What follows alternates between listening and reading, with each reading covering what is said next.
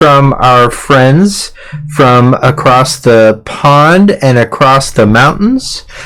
Sector 6, can you say things? Things.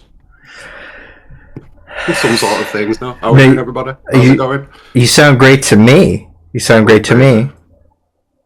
And how about my good friend Drew from FFWeeklyPod? Thank you for the sub. Mic check. All's well. You sound crystal clear. So I'm going to let you all in on a little bit of secret. A little bit of a secret. I'm not sure if you guys are familiar with Andy Kaufman, and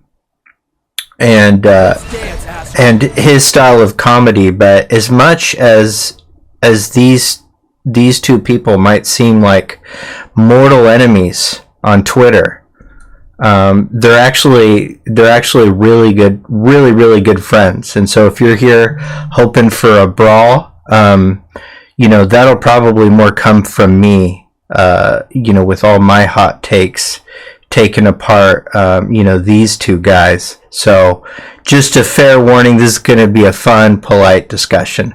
And we are talking about the identity of Final Fantasy.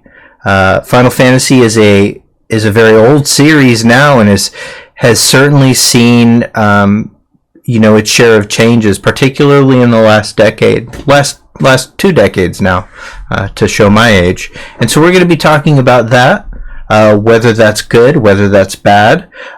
Before I start asking my panelists some questions, before we can get into discussion, back and forth, what I would like to do is introduce them. So we're going to start with on my left, Sector 6, who's going to talk about himself, what he does, and where you can find him.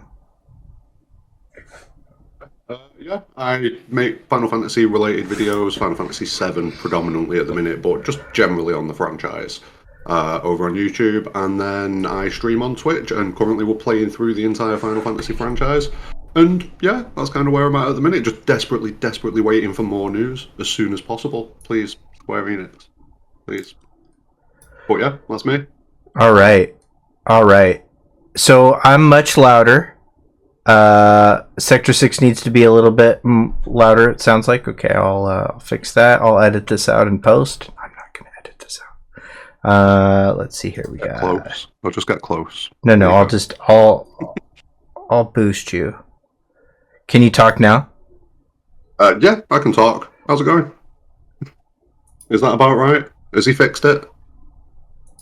Let's see. And then how's Drew? Hello. Microphone check. Checking the levels of the microphone. And then how am I? How am I in comparison? Let's all scream at each other. Hey guys, what's going on? You guys are all wrong about all of this. Final Fantasy's great. There's never been a bad Final Fantasy. You guys are nonsense. Okay. All right. I think we're probably good. Now. Okay. Yeah, I'm not going to edit this. This is Joe DNS is dead on. I'm not going to edit this. So, I'll kind of introduce some concepts here. The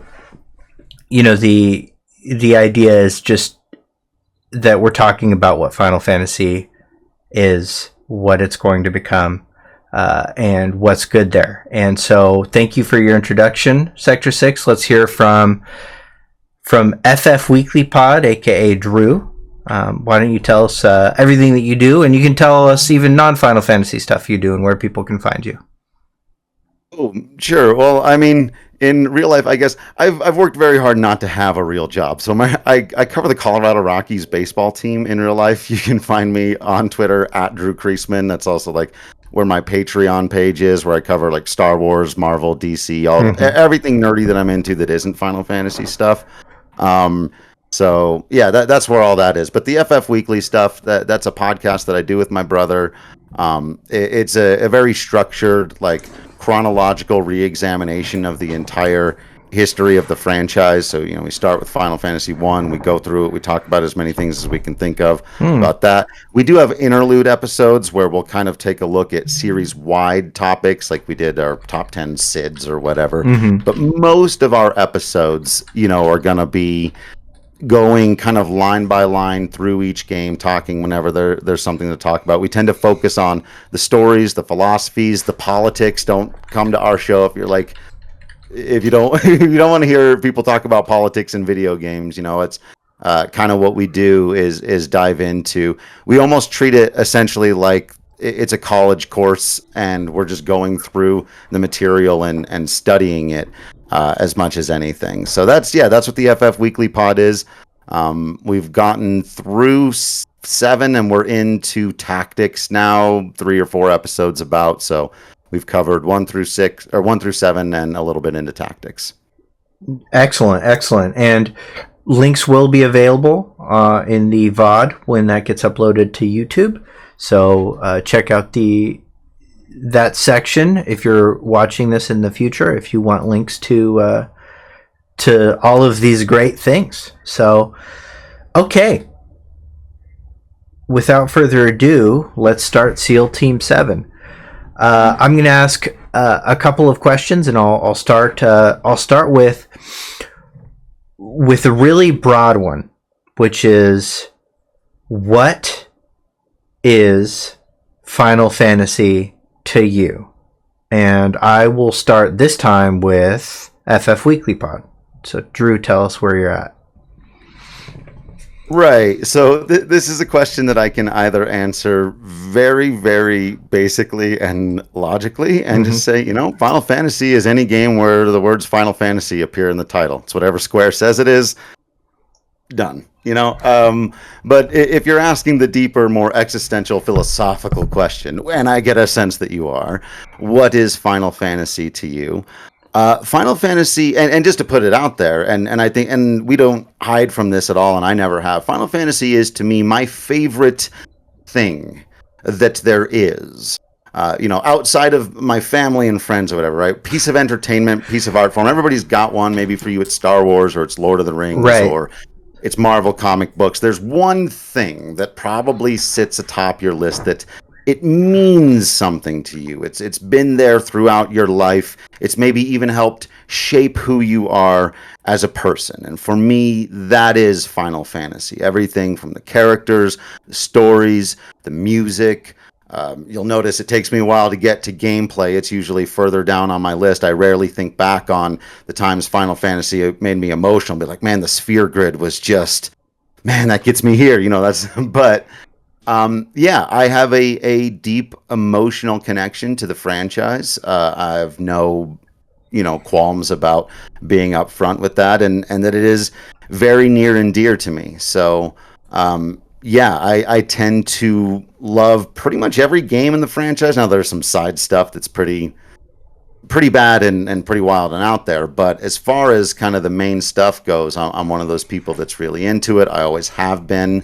I fell in love with it at like 5 or 6 years old over Final Fantasy VI, and I think that to maybe get back to answering the other big question of what is Final Fantasy, the thing that's always connected me to it is that Final Fantasy can be just about anything. It can be so many different things. And I feel like there's so much art out there that gets so pigeonholed, whether it's an actor who gets typecast, or musicians who never gets outside their own genre, or, whatever it is. I think that the unique brilliance of Final Fantasy is that it's always reinventing itself. And I feel like that's me as a person, that I'm always reinventing myself. And so, but it's always been there for me, so yeah, that was a really long answer. It was perfect. It was great. Thank you very much. Sector 6, same question to you. Yeah, so I mean, it's definitely like the game franchise that I'm the most into, 100%. Like, there's not really any other franchise that comes close, if I'm being completely honest. I mean, it's kind of a two-pronged thing. You've kind of got like the artistic side of it, more like the characters, the story, the narrative, the way that kind of resonates with you and things like that. But on top of that as well, I feel like there's some mechanical traits that, you come to expect when you play a Final Fantasy game. And there is, in the same way that you would expect there to be a Chocobo, you would expect there to be a Moogle, things like that.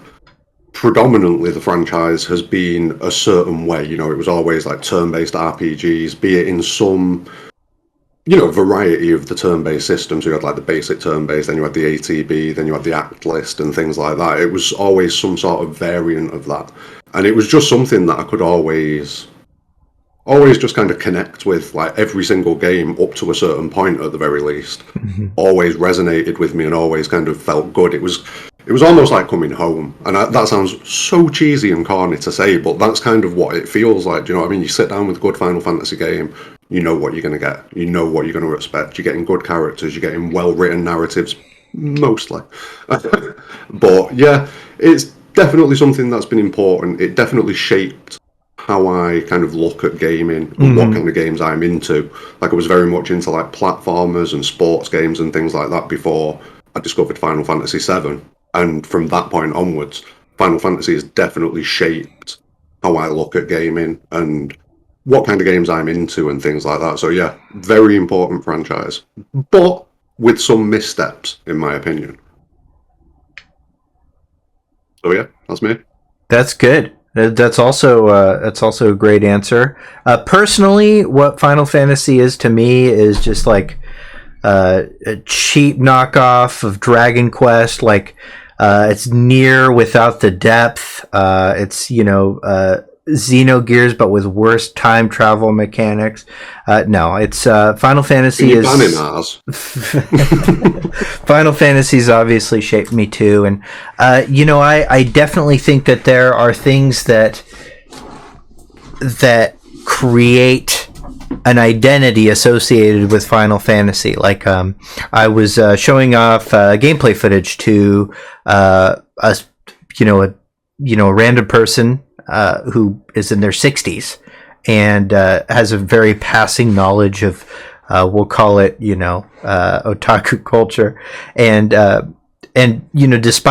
despite it being a modern title, it was some footage from Remake's Combat, Final Fantasy VII Remake's Combat. He immediately recognized it as Final Fantasy. It's like, is this some kind of Final Fantasy? And so there's this element that there are unspoken things that make something seem like Final Fantasy that are kind of intangible, and then there are definite tangible characters. There are things that are uniquely Final Fantasy, like horribly misappropriating Dungeons and Dragons characters, for instance. That's a thing that they've done, and then they've just held on to that. And then there's these other creations that are their own. The Moogle is a great example. Which is just it's a silly portmanteau of Mog. It's Mogura. It's like a mouse and bat. That's where we get the word. So it's a mouse bat, and as silly as that is, it's part of the, the identity of Final Fantasy, just like a chocobo is, just like the cactuar is. Like there's these, weird sort of silly creations of the franchise that identify it too, that make it, separate from things like Dragon Quest that has its slimes and it's very clear Akira Toriyama identity. But for me, one of the things that really marks Final Fantasy for me is that it does focus heavily on innovation, on challenging what a game even is, not just the genre, just gaming in general. And I know that there's a lot of pressure on Final Fantasy to do that, and the impetus to be different has been its downfall at times. I'm not saying otherwise, but to say that it's not part of what makes Final Fantasy is I think just wholly inaccurate. So Final Fantasy 2. Well, for instance, Final Fantasy 2 is still sort of it's the incremental changes between titles do really, it becomes like this exponential growth. So I'm not saying that when games had a year between them, when the titles had a year between them, there was less time for that kind of change. But every single thing that Final Fantasy has put out has tried to some extent challenge the form, with the exception of Final Fantasy 1, which was pretty much a Dragon Quest clone. Not saying it wasn't good. At the time there wasn't a lot like it.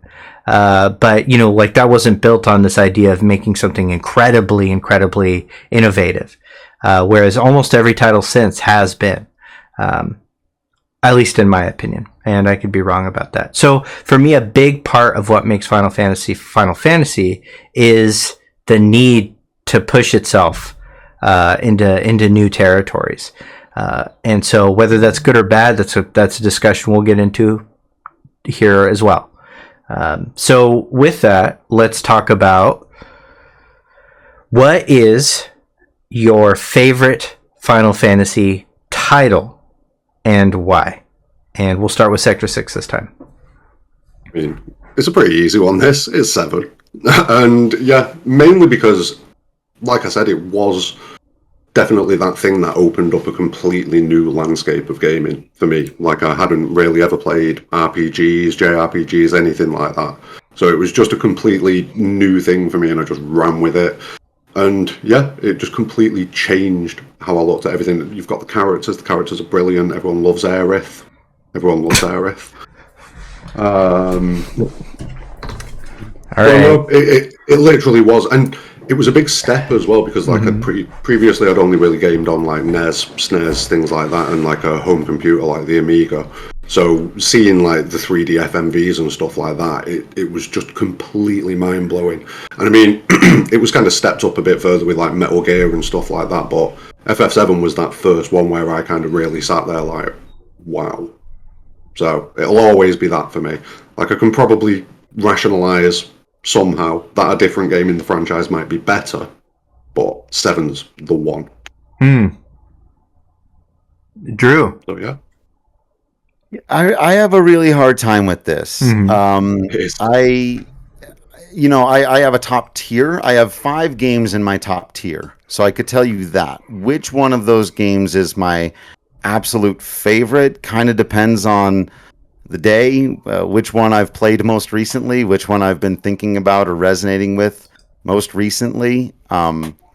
6 is the game that did all of the things for me that Sector 6 was talking about with 7, right? Really turned me on to RPGs, JRPGs, the idea that games could be more than silly entertainment. 6 was the game that started it all, for me. And so there's that.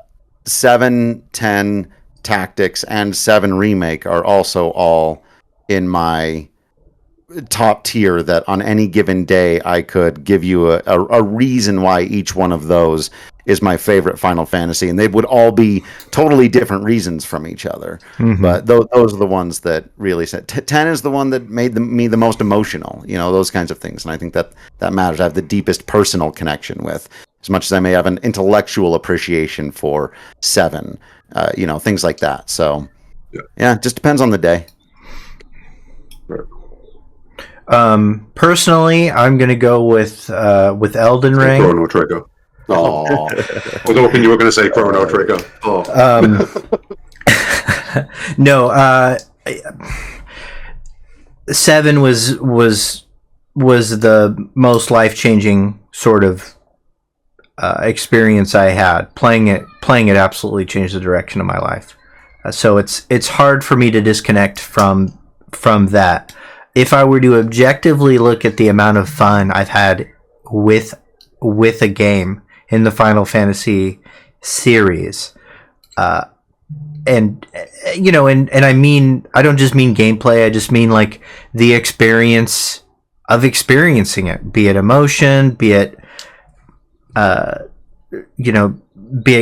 satisfaction, being it art appreciation. I'm actually going to go with 7 Remake. Is probably the most essential game in the series for me, and I know that's sort of not necessarily the most popular choice, although it was well received. That's how I'll answer that question. So let's go to the flip side here, and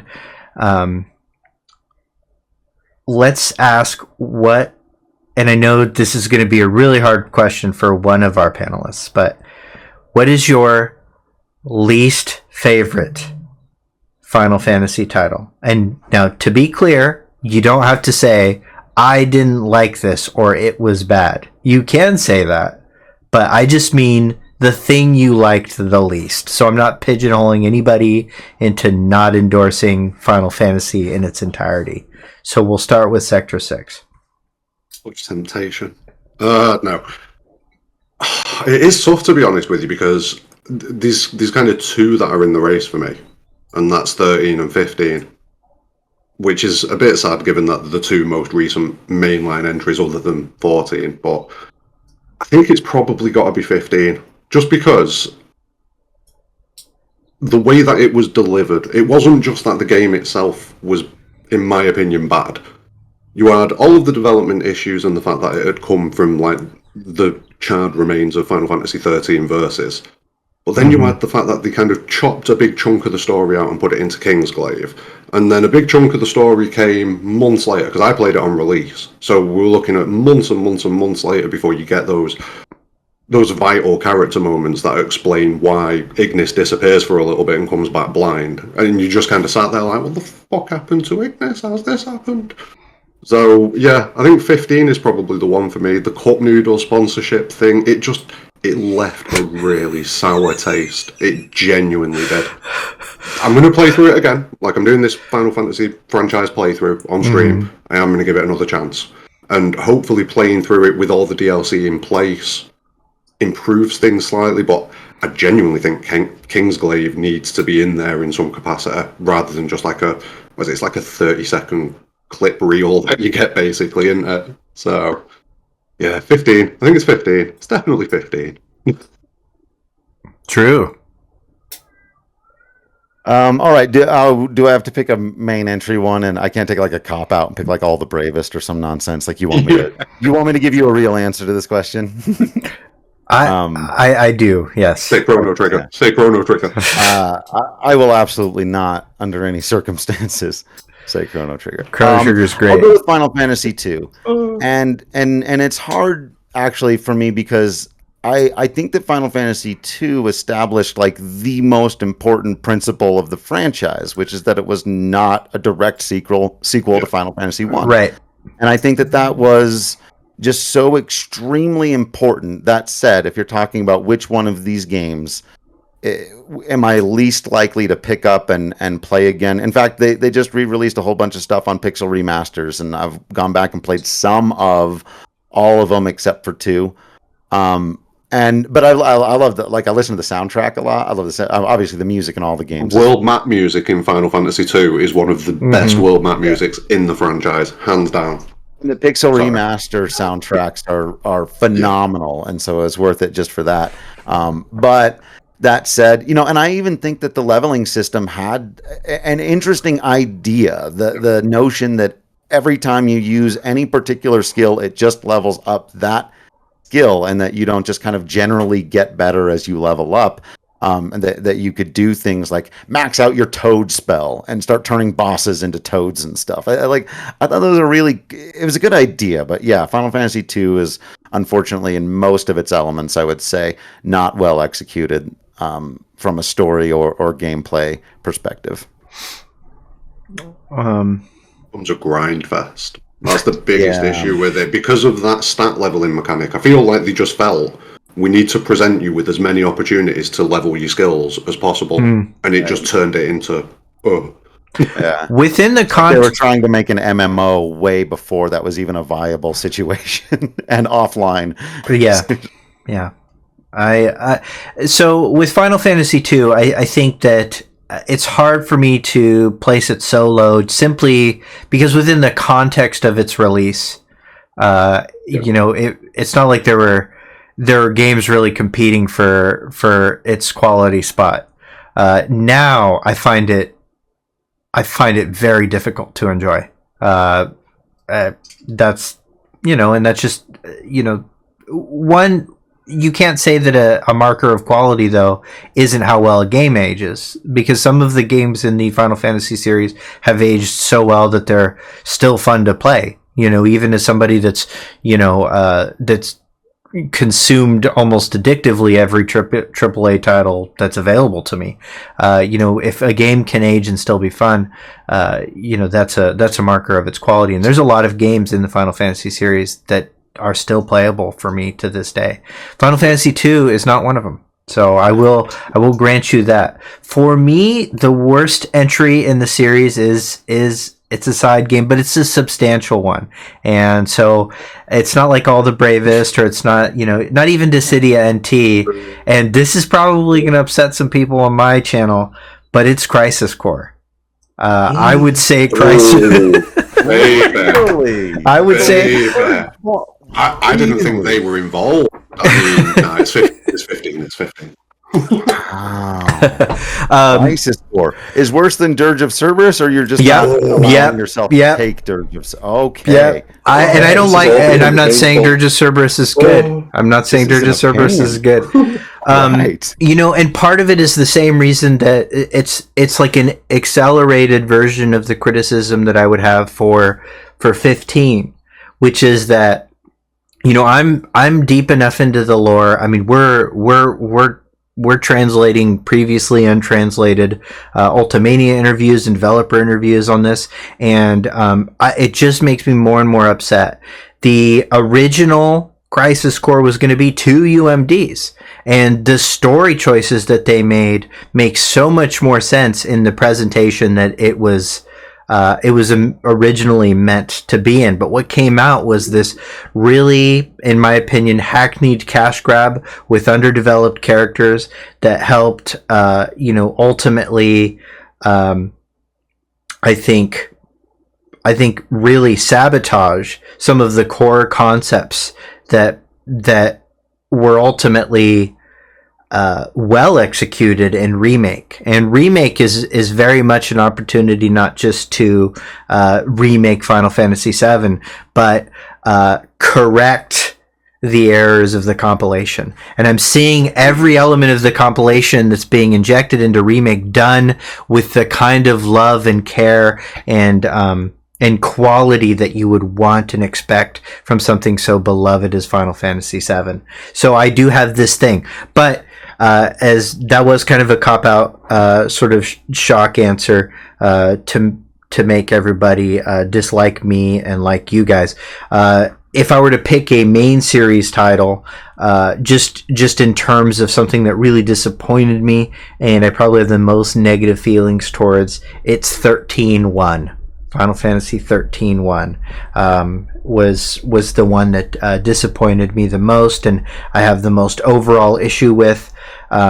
I won't say, though, that it's the game that's hardest for me to play. I actually don't like playing Final Fantasy 12. Final Fantasy 12 is the game whose overall experience is the hardest for me to get through.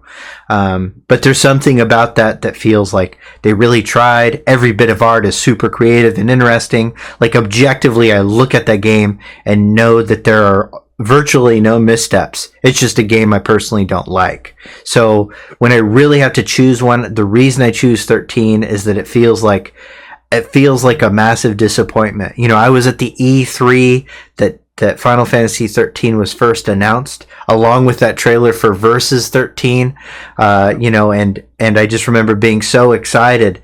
And that's not to say that I don't look at 13 and say, hey, there's some real good art in here. There's some beautiful designs. There's some beautiful music. So the best track in all of Final Fantasy, I think, comes from 13 for me personally.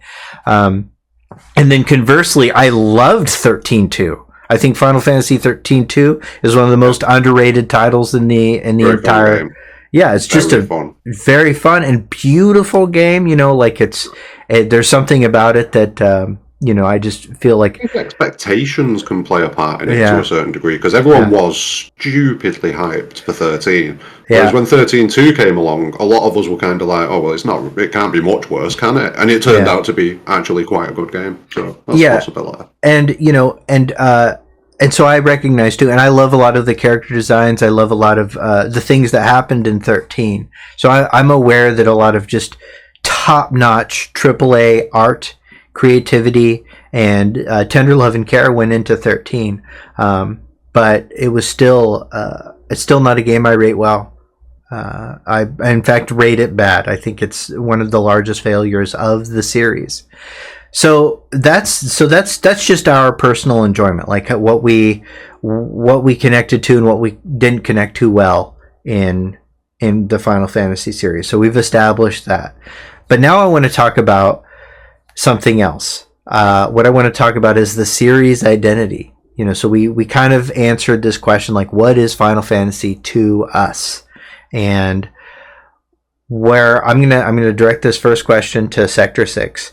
I know that you have said that Final Fantasy has sort of lost its way a little bit. It's you've said that it's lost its identity. That was one of your hot take tweets, and I would like to know where you think it started to lose what it was as a franchise or its identity.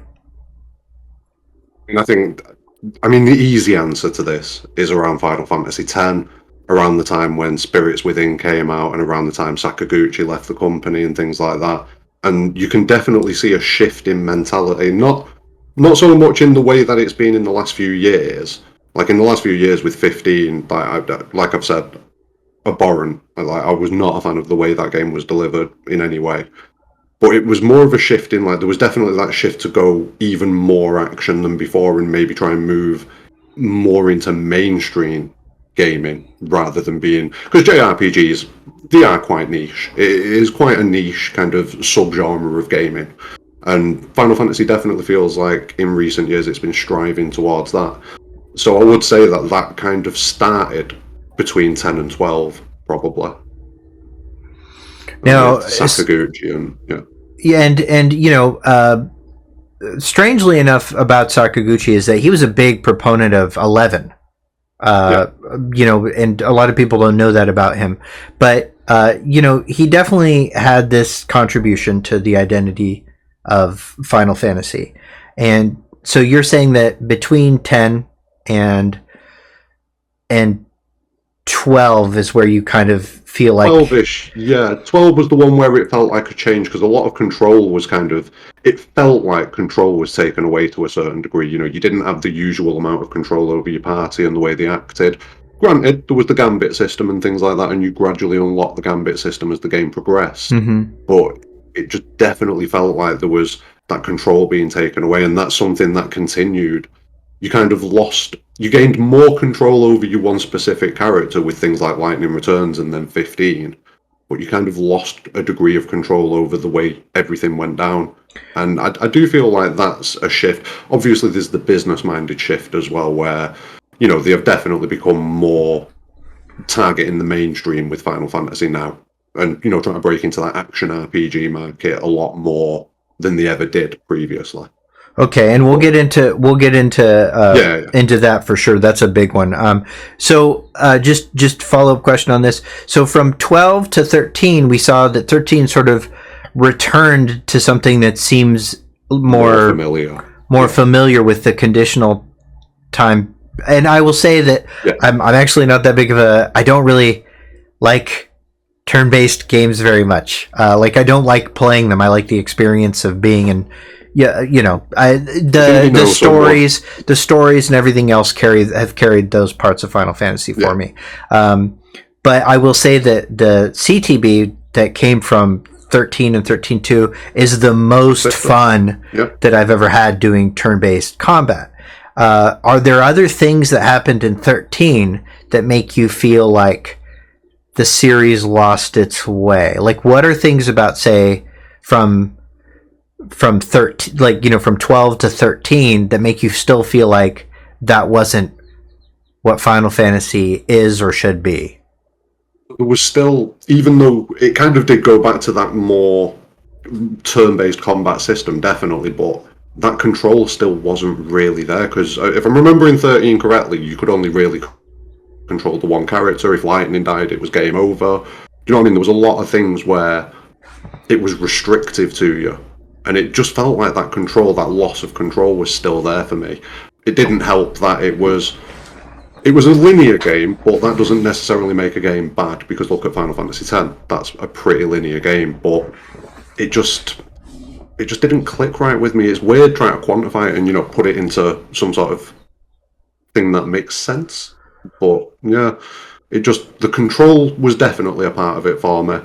I didn't resonate with any of the characters in 13, so that felt like that was another step in a different way.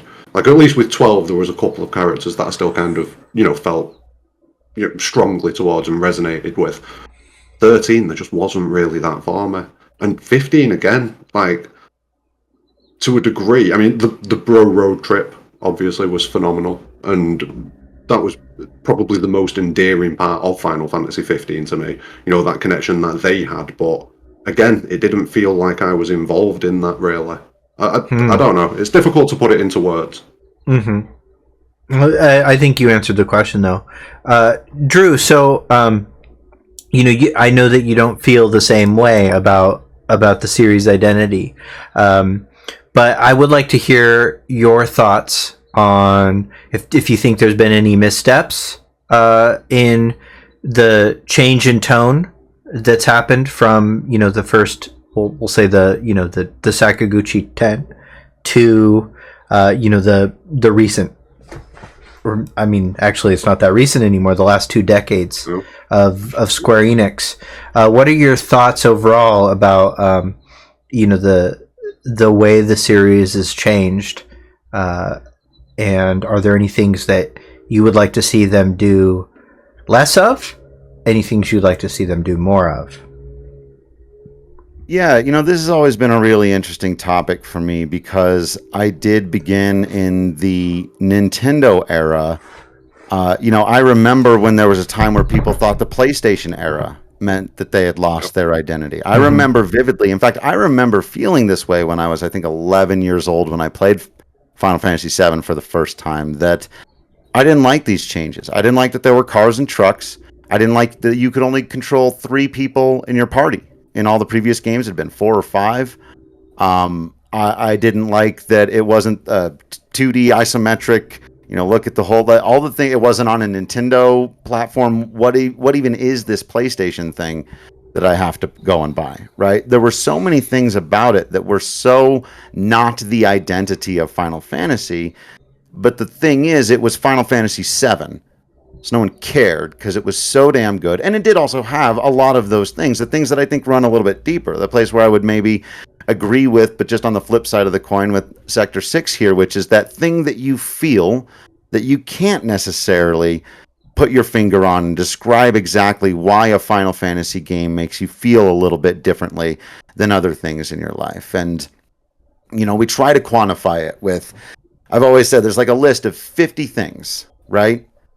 Crystals, chocobos, moogles, Sid, dragoons, but some of them are the friends we made along the way, conquering a god of nihilism. That's a Final Fantasy thing, identity. You know, there's so many different things that are important to the identity of Final Fantasy, and all they've done over the years is add and add and add to what it means. And so when I see these things like, hey, they're making a movie, like, okay, well, now movies are a part of the identity of Final Fantasy. When they made a tactics game, that was weird. That was different. It's got the name Final Fantasy right there in the title. This doesn't look or feel. It's written by a different person, directed by a different person. It's a different genre of game, but it's very good.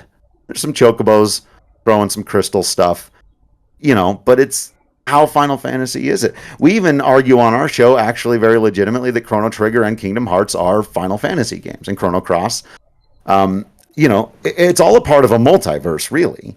And so for me, now, I understand why people are of this feeling that, you know, it hasn't been as good lately. I oftentimes refer to the just post-Sakaguchi years as the kind of awkward teen phase of Final Fantasy. It's not that I'm confused by it. And if you were to ask me which of the modern Final Fantasy games is my least favorite, right, I probably would say 13 didn't resonate with me quite as strongly as most of the other games of the series. Now, this is not true of 15, so that's a whole other thing. 15 very deeply resonated with me. I thought it was a phenomenal experience. And for anyone wondering, I played it right at launch and have not yet even played the DLC. I'm talking about vanilla Final Fantasy 15 that came out day one. I played it beginning to end. and I loved it. So for me, they've been out of their awkward teen phase, which was really just kind of the 13 trilogy, which I still enjoyed but didn't totally love. I never played 11. That's really the one big blind spot I've got, because it was just before I was doing online gaming, right? But I've absolutely loved 12. And a lot of things about that game, and 15, as I said, and then you've got this whole 14 experience, right, which has to take up a whole other part of the conversation, but you also can't just leave it out. The fact is they started from something that was basically a broken experience and have since made the most popular MMO in the world. They got up to like 30 million subscribers at one point. Now I'm still stuck in I'm still at the end of Stormblood, so I'm way behind everybody. Sorry about that. But 14 is a phenomenal experience, and especially now that the director of 14 is going to be the director of 16. You know, again, for me, like, what is Final Fantasy's identity? You know, 13 didn't resonate as deeply with me as a lot of the other ones, but I've spoken to and met a lot of people for whom 13 did, for whom it was their favorite game. And I also think that there's this weird thing that Final Fantasy, and I think we would even all agree here, however, you know, critical you may be of the franchise, sets the bar really damn high. And it is incredibly difficult to be both innovative with every single entry, not to be able to rely on a mascot like Mario or Zelda or Samus or Master Chief or whoever, right? To have a totally new cast of characters every time, to have to innovate, but to also be held to this standard where if you're not as good as Final Fantasy 7 and 10, then you're a disappointment. And that is, you know, so for me, I try to be reasonable about those things. And like one of the big critiques of Final Fantasy 15, for example, and I actually think this is fair, is that there are no permanently playable female characters. I could rattle off for you 10 highly praised franchises in video game history right now that have zero playable female video game characters in their entire history. We expect more of Final Fantasy. They typically have really good, really well-written, well-developed, and interesting female characters to play as. We expect that of them. We expect stories that challenge our viewpoint of the world, big, huge, philosophical, epic storylines. We expect gameplay that's new and different every single time out. And, you know, that's a high bar to hold these games to. So for me, the fact that they've always been adding to what their identity is, even their what other people might call missteps, and especially as a musician and as somebody who's created over my life, I think my missteps have been some of my most creative things. I think a lot of people have pointed this out, and I think this is 100% true. 13 and 15 had some of my least favorite gameplay in the franchise. But 7 Remake has my favorite gameplay in the franchise, and it is clearly the child of those two experiences, right? They brought 13 and 15 together, ironed out the kinks, made a much better game. And so I think that's what your awkward missteps oftentimes lead to in the creative process. So I am hesitant to put down 13, even though it is the one recently that resonates least with me. I mean, I call it this awkward teen years, but I also think with 14, yes, 15, but certainly with 14 and 7 Remake, they are clearly out of their awkward teen years, and I think we're in for another golden age of Final Fantasy. I do think it's right now about as good as it's ever been with those 3 titles. Sorry, I got to put 15 in there, but with those 3 titles. You're missing Strangers of Paradise. Don't even get me started on how much I love that game, brother. I will make all kinds of enemies today if we want to do that. I do want to talk about Strangers of Paradise, but I'm going to put that off till later and then see if I actually get there. So my thoughts on this are that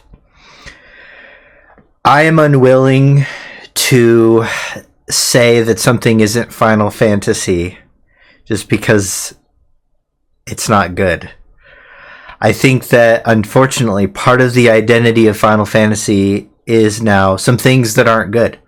And over the legacy of all great things, you know, that happens. I'm not a big Star Wars fan, but I follow the franchise very clearly, and there are obvious things that are universally panned and universally despised in the Star Wars franchise. You know, that Wait till they get me on their show. just you know, and just, but nobody questions that they're Star Wars. Final Fantasy is historically very vague about what makes a Final Fantasy. There is since it's not a shared universe. You know, with Star Wars, it's a shared universe. You can clearly see, hey, there's, it's all in the same universe. Dragon Quest is so, like, its uniformity is part of its identity. Like, there isn't an element of Dragon Quest that's about innovation. It's a very small portion. It's all been designed by Akira Toriyama. All the characters look, like they're in the same art style. It's generally turn-based, and all they do is turn up the turn-based to higher levels of quality. They do add elements like, world map systems and good corridor systems and large zone systems that I think, do set high standards for other RPGs. But, the uniformity is enough of its identity that to say that, Final Fantasy needs to be more Dragon Quest, I think, isn't fair. It isn't a fair look at what those two things are. I do think that there was a power shift that happened around Final Fantasy X in the corporate structure of Square Enix and Square to Enix to Square Enix that really did have a negative impact on the way that the identity of Final Fantasy unfolded. And some of those were with the spin-off titles, some of them, and even spin-off titles I like. I recognize that they represent something that negatively impacted the identity of Final Fantasy as a whole.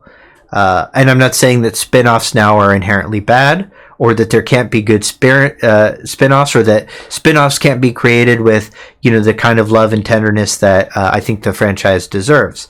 But things like Final Fantasy X-2, I, by the way, really like that game. I really like that game. But the story of why that game exists, does shine a light on a particular CEO of Square Enix that I think started to really make some decisions that stifled creativity in the franchise. So I'm aware that exists, and I see that exists. That being said, I'm with Drew that it feels like they've started to hit their stride again in some ways. Now, Square Enix is a big entity now. It's big enough that it's got different creative business units that work on different things. And I can look at things like Stranger of Paradise, and I have mixed feelings about that, and recognize that it's from one part of CBU1. And then I can look at Final Fantasy VII Remake, realize it's from a different part of CBU1. And I will say that Final Fantasy VII Remake and Final Fantasy XIV are, I think, the result of the last 20 years of growing pains for Final Fantasy as an entity. And I hope that they lean more into that. It's been a rough couple of years for all businesses. I can see the effects of COVID in the production of Stranger of Paradise. For all of that game's qualities, its technical faults are really like undeniable, and I think that's a result of COVID. So I'm going to give them a little bit of a pass on that. But I do think that there's this magic that's coming as a result of the mistakes that they've made from the risks that they've taken in the last 20 years. So that's where I stand on that. And in terms of my next question, what I would like to know is, and so just to be extremely clear on this question, I'm not saying what is the, I want to know what you think the most overrated title in the Final Fantasy series is. Like, you don't have to think it's bad. You don't have to think it's bad. I want to know which one you think gets a ton of praise that maybe it doesn't deserve. And we'll start with Drew.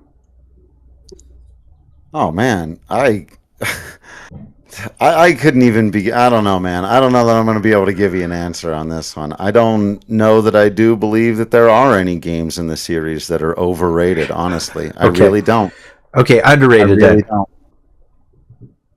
Well, that depends on who you're talking to. So underrated by like the general gaming populace, Yes. by gaming journalists or whatever. I would say, I'm really not looking for the argument, but I would probably say that 15 is the most underrated game in the franchise. I think. I think that even people. I think even people that liked 15 aren't going to say that it's overrated. You know, like that. Right. Yeah. It's clearly had its criticisms, right? There are a lot of people out there who really, really hate that game. It's gotten a ton of flack. Now, it's done other things on the flip side of it. It's sold 10 million copies. It was nominated by multiple publications for Game of the Year. So calling it underrated also feels a little bit weird. I think it's underrated by the old school Final Fantasy fan base. I think through the history of Final Fantasy, 8 is probably the game that's the most underrated because I feel like people basically go junction system bad and end the conversation about what is otherwise a very interesting and, in my objective opinion, the weirdest asked Final Fantasy of all. It is Final Fantasy VIII is weird. Yeah, Moombas. Come on, man, Moombas. Right.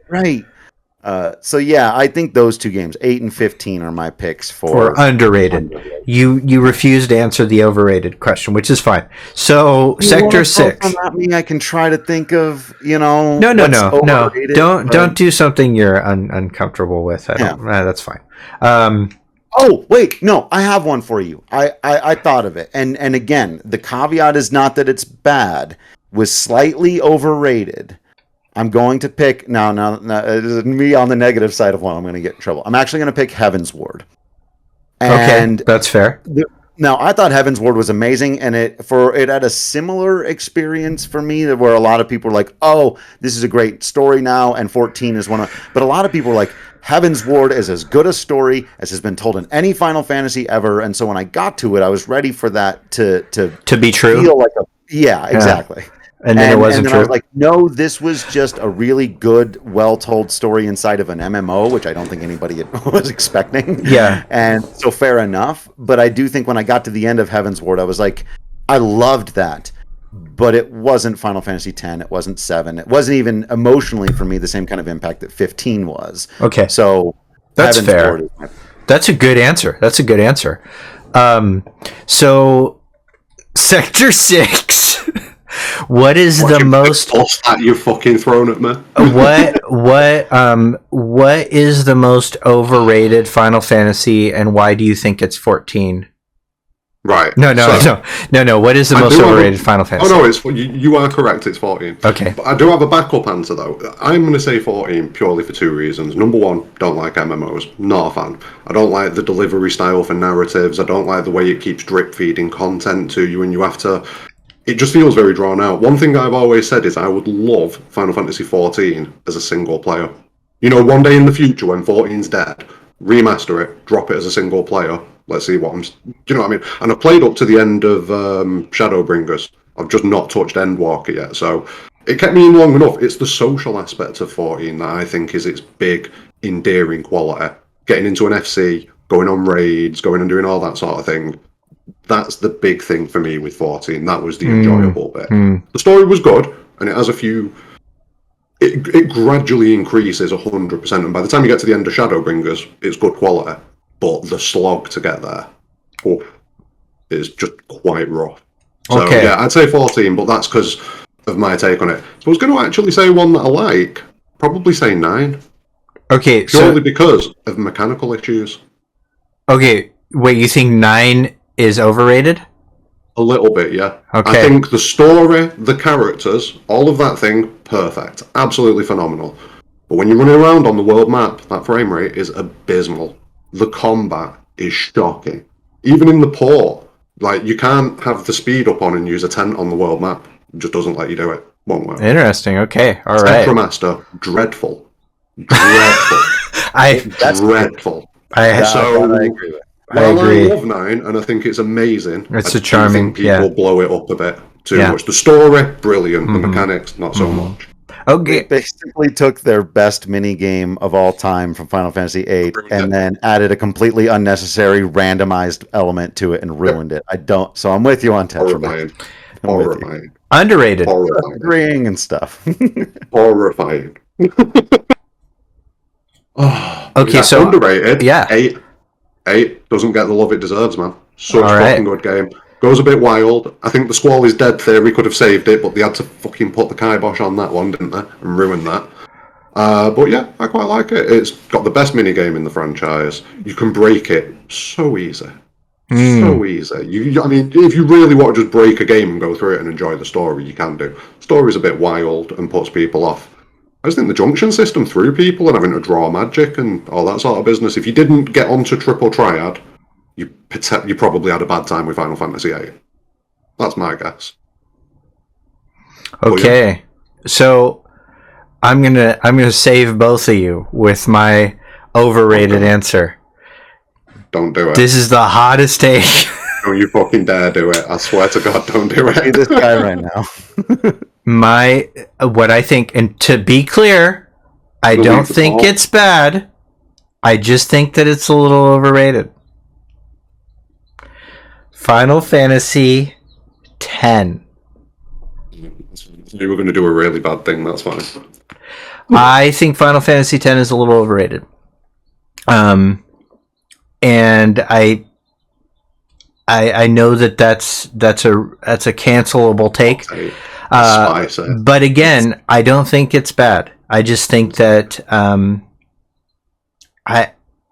I think there's a couple of things. I think there's a couple choices they made that set a precedent for some lapses in storytelling integrity. And I did see some of that in Final Fantasy VIII, but in Final Fantasy X, sort of the disconnection from what I thought was solid narrative integrity. And they made choices to focus on character interactions and emotions, and but the world system they built had this faux depth to it. The lore behind it was surprisingly shallow when you look at it. A lot of it's sort of a quantity over quality thing with this world they built, and that set a precedent that they used in Final Fantasy 13 and to some extent in Final Fantasy 15. And so I'm not saying that I didn't have these experiences playing Final Fantasy X that were really emotional and that the characters weren't something that I connected to. And then furthermore, to be clear, having the experience of playing Final Fantasy X for the first time, the first Final Fantasy on the PlayStation 2, and it blew everything that I'd ever done technically, visually out of the water. It was just like my brain broke apart. I could not imagine this thing. The first thing I did when I played Final Fantasy X was like, man, this looks so amazing. I wish Final Fantasy VII looked like this. It started for me. That was literally when it started. Remake. Yes. Yeah. Yes. And I did. And so, there were the sets. Every set piece was amazing in Final Fantasy X. The combat was really well tuned, and the super bosses were some of my favorite in the international versions and etc. But there was this precedent with storytelling that I feel like they don't get dinged on in that for a little bit, and it's a fantasy game. And I do know that, it's okay to, break some rules with with integrity when you're telling a story. But in my experience, the best fantasy stories have this really well-built system. And, some of the deep lore behind that ended up being a lot more shallow when you would look at it. And I don't think the same is true of the World of Seven.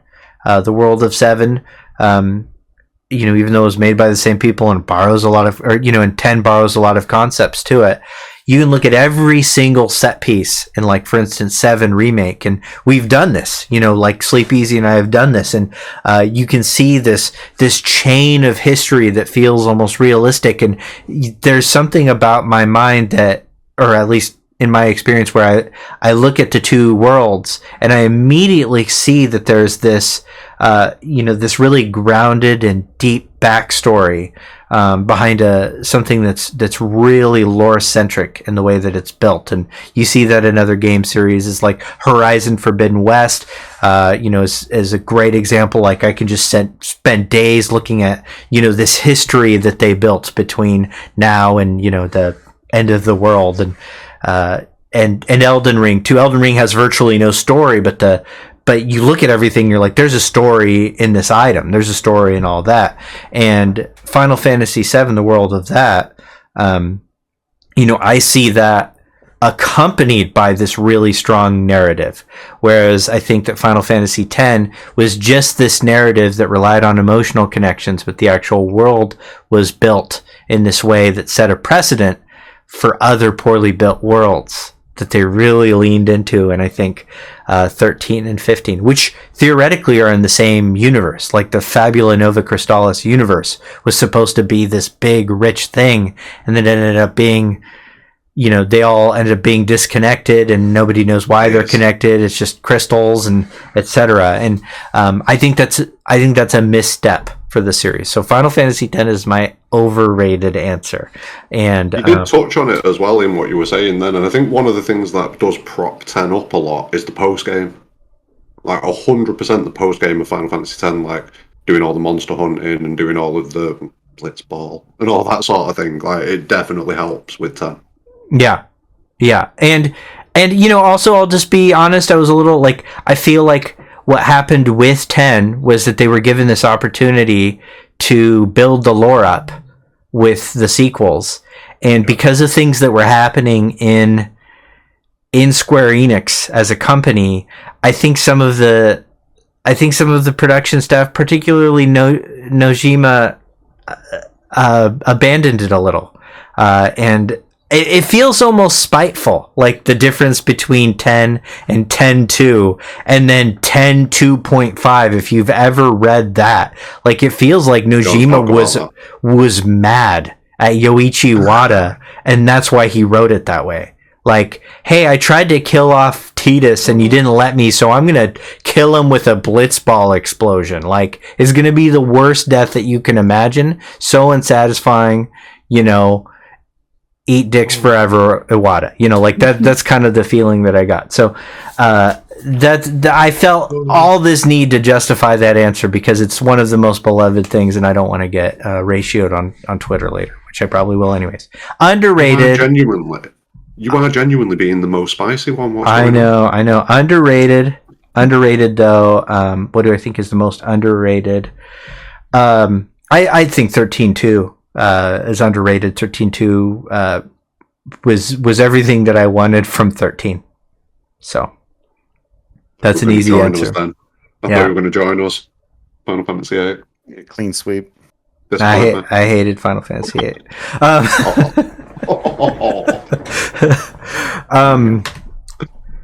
No, I didn't hate Final Fantasy VIII. When I played Final Fantasy VIII the first time, I had a great time with it. I don't hate anything like that. Like, it's crazy that I think we're talking about games that we genuinely. I liked all of them, to some extent, but we're just arguing between 7s and 10s sometimes. There are some games I genuinely believe in the series drop below 5, but that's. They're generally the side titles. Okay, so what I'm gonna do. You're telling me that Air Guys isn't one of your favorite games ever? Okay, I'm gonna ask you. I'm gonna ask you both the following question, and then what we'll do is we'll start. We'll start at taking some audience questions to sort of formulate audience questions. So audience, first of all, welcome Philip Hartshorn, Blitz, Night Sky Prince. I'm sorry I've been ignoring you. I love you all. Jonah, thank you for being here. Start formulating questions and then tag us. But wait till I say post your questions. So this next question is, where would you like to see Final Fantasy go in the future? And we'll start with Drew. No, you're not going to like my answer again. No, I can give a better answer than this, but the earnest, my truthful, earnest answer is wherever they want to take it. Like that really is, like, for me, I'm along for the ride. I think one of the most important things about the experience of Final Fantasy is not knowing what comes next. Not knowing whether it's the next game, what's around the next corner. Almost every Final Fantasy game has some point during it where it takes like a hard left turn and you could maybe convince yourself it became like a different game, right? Going all the way back to Final Fantasy IV when they take you to the moon on a whale boat and you're like, wait, I was like playing Lord of the Rings like 5 minutes ago and now I'm in space fighting moon wizards. Like, right. That is Final Fantasy to me. And so, and the blending of unlike things, Eastern and Western cultures. You talked about how the Moogle was made. You just smash two things together, right? That's a lot of, that's the idea of Final Fantasy. They just took like Dungeons and Dragons and Lord of the Rings and Dragon Quest. Hey, look, we have a thing. Like that, I always say, it's funny because Final Fantasy does innovate, but their innovations are rarely like brand new creations. It's almost always them melding together other really good ideas until it does look like entirely its own thing, right? And so, to get more into the actual specifics of the kind of question you're asking here, I'd love to see them go full on, futuristic cyberpunk sometime. I know they've gotten close to that, but it's like, just do it if you're going to do it. Dive off the deep end and have an internet themed, or a digital space themed Final Fantasy game where you're mixing magic with digital spaces as opposed to magic with more tangible technology, which is what they do with like Magitech or whatever, right? So I think diving deeper off of that and getting weirder, I'm happy to see a return to the medieval setting for 16.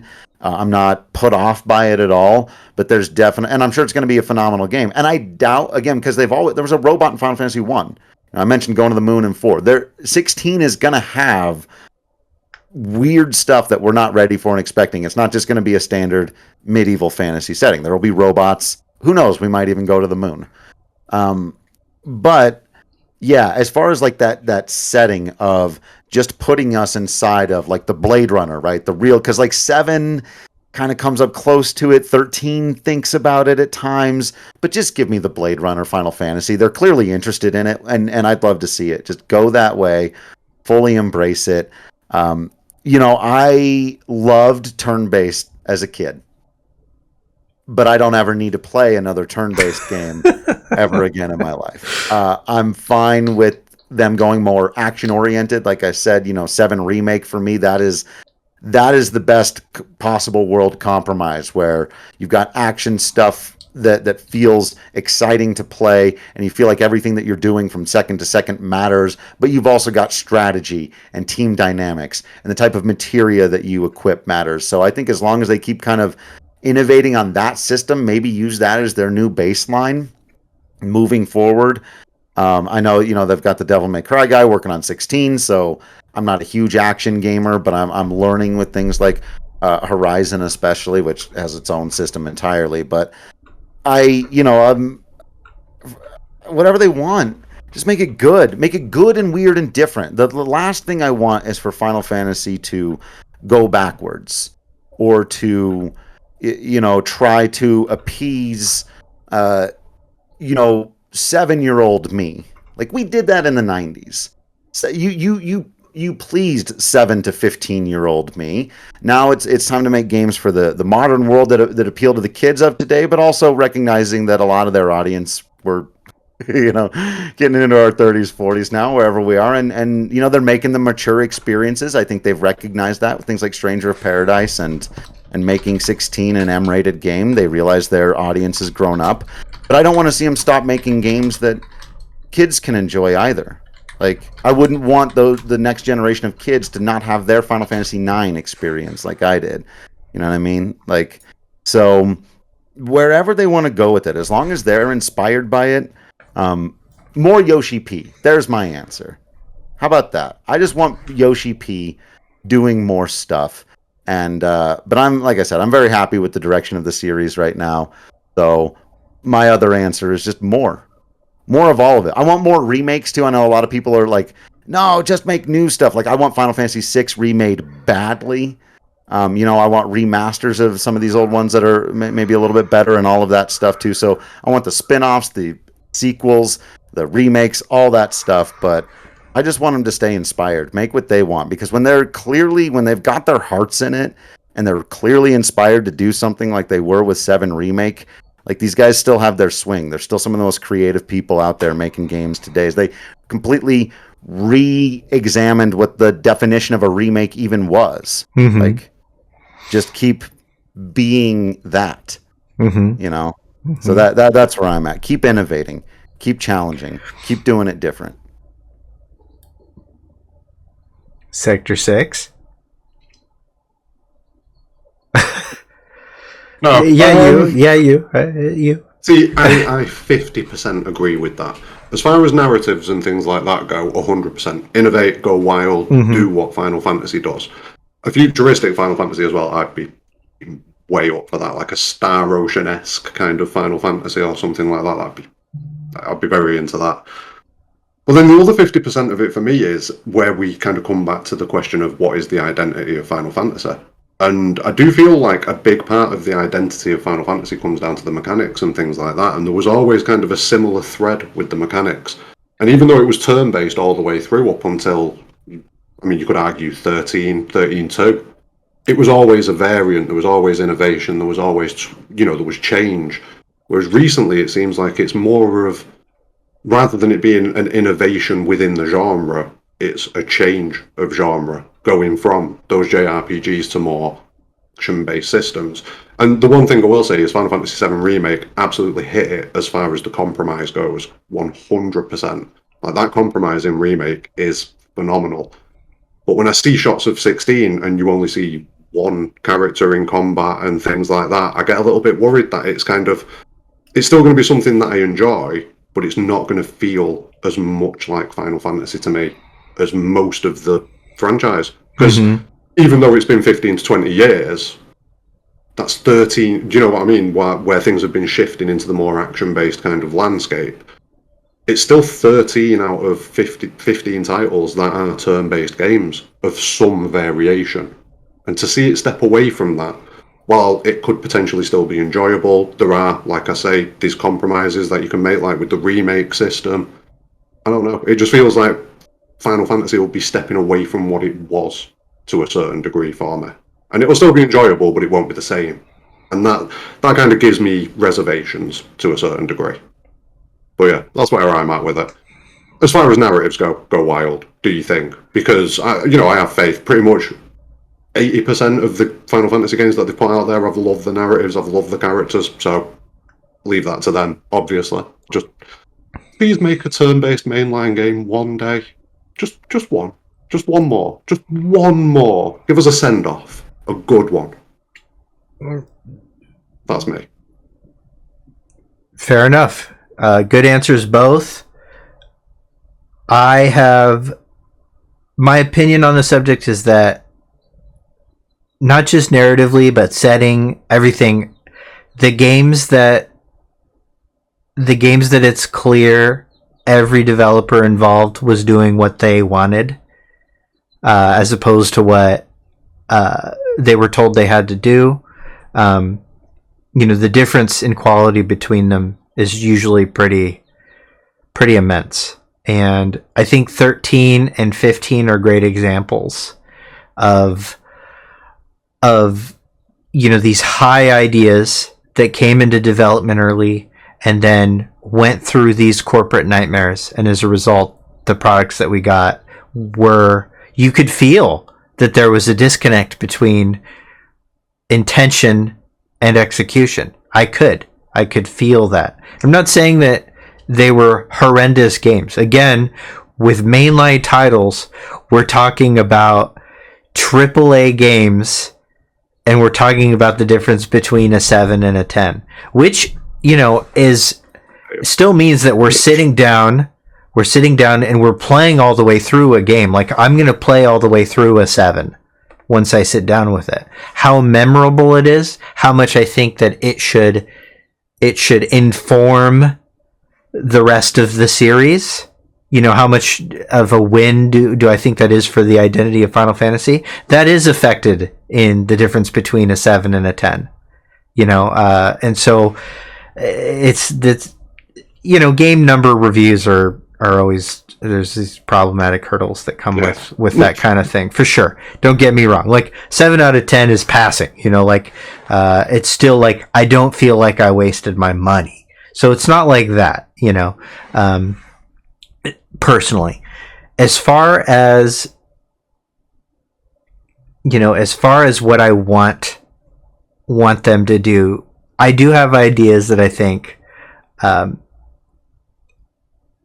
that there is a way to creatively engage in something that's nostalgia based but still innovative. And despite some of problematic early drawings, I like the style of Yoshitaka Amano, and an Amano styled, like with modern technology, cell shaded mainline Final Fantasy that's like a beautiful love letter to Final Fantasy and what Final Fantasy is.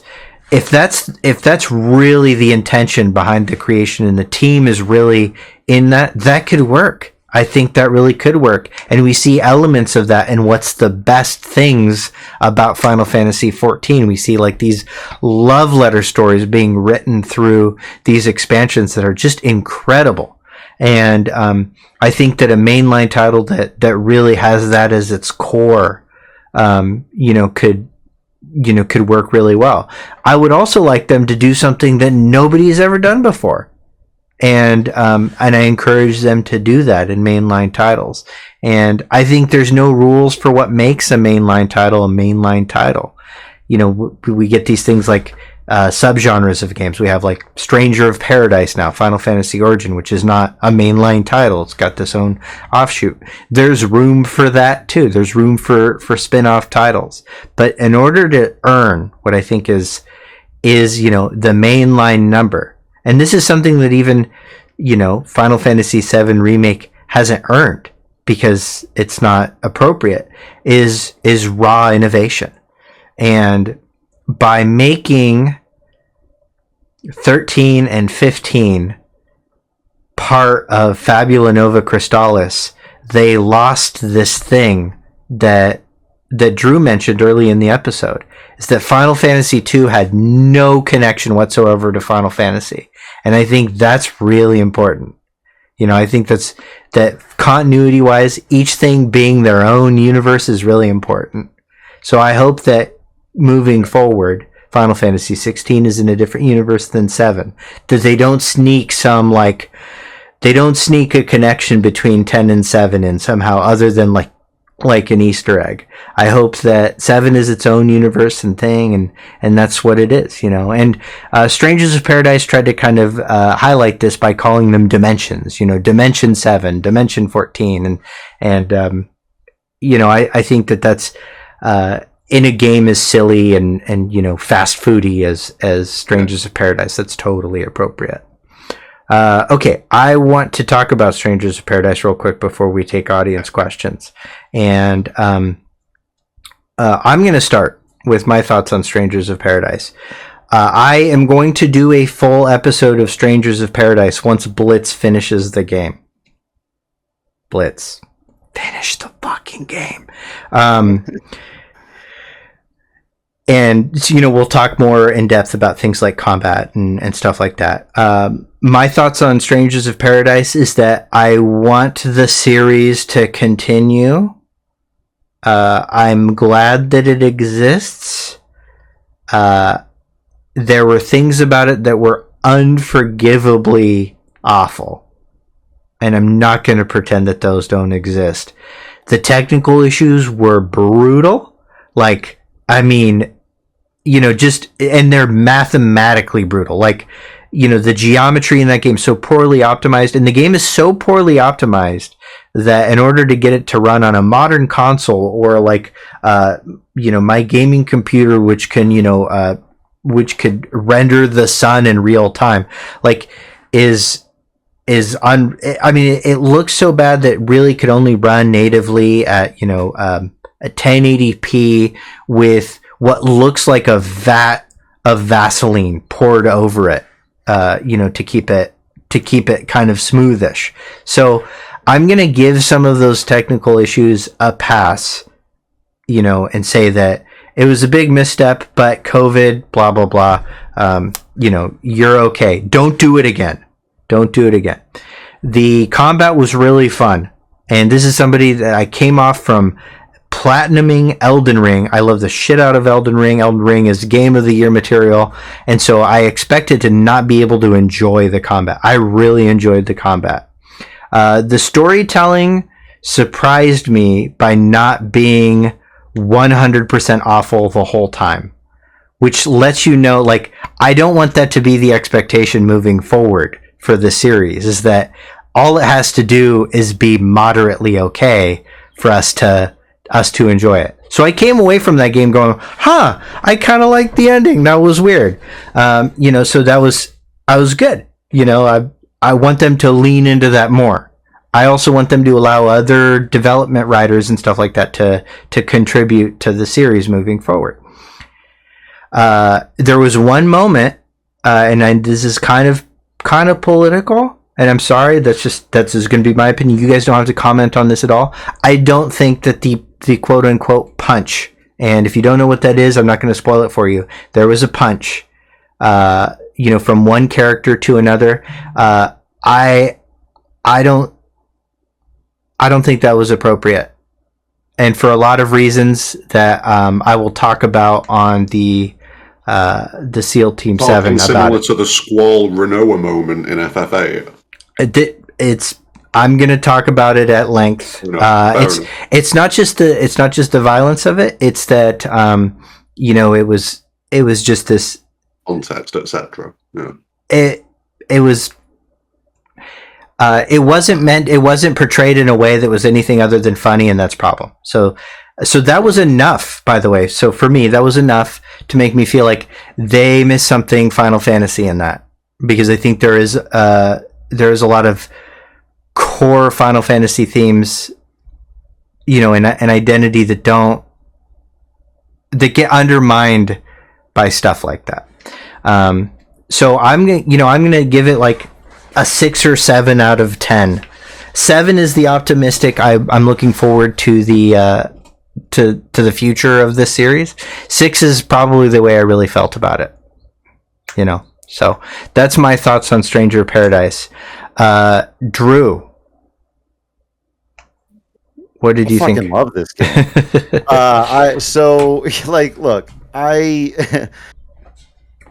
I don't think that every game needs to try to win Game of the Year. And the same way, I don't think every movie needs to try to win an Oscar. Sometimes I go see a movie or I watch a television show because it's fun. Because it's just fun. Right. And in multiple ways, fun. I've compared Stranger of Paradise a lot to things like Tropic Thunder or Kung Fu Hustle, which are these things that are parodies that are purposefully over the top. You might say, for some people it's cringe, for some people it's cheesy, for some people it's cornball comedy that they totally love. But there is a tone about it that is purposeful, that I really enjoy and I find is really refreshing. For most Final Fantasy games, this cornball element is there. It's always been there, from Cloud riding a dolphin to the laughing scene in Final Fantasy X. There've always been these cringe moments that are purposefully weird and again, they're a part of the identity of Final Fantasy. They always have been. The thing with Stranger of Paradise is that it's just flipped it. So it's 2/3 that tone and 1/3 the serious tone, where most mainline games, it's 2/3, maybe even 3/4 very earnest. Final Fantasy games, that's a better word than serious. Final Fantasy games are very, very earnest. And Stranger of Paradise, for most of its runtime, shucks that earnestness. It has a different tone to it. And I really appreciate that, because Final Fantasy hasn't gone that direction either very often. As obviously somebody who's a longtime fan of the franchise and has studied all the games and really gotten into it, I love every little reference, every little message, every little wink, every nod, all of those things. And I think some of them are a lot cleverer than I was expecting them to be based on the tone of the thing. Again, it's back to like Kung Fu Hustle actually ends up being a really fantastic Kung Fu movie outside of being this really great parody. What are the Edgar Wright movies, right?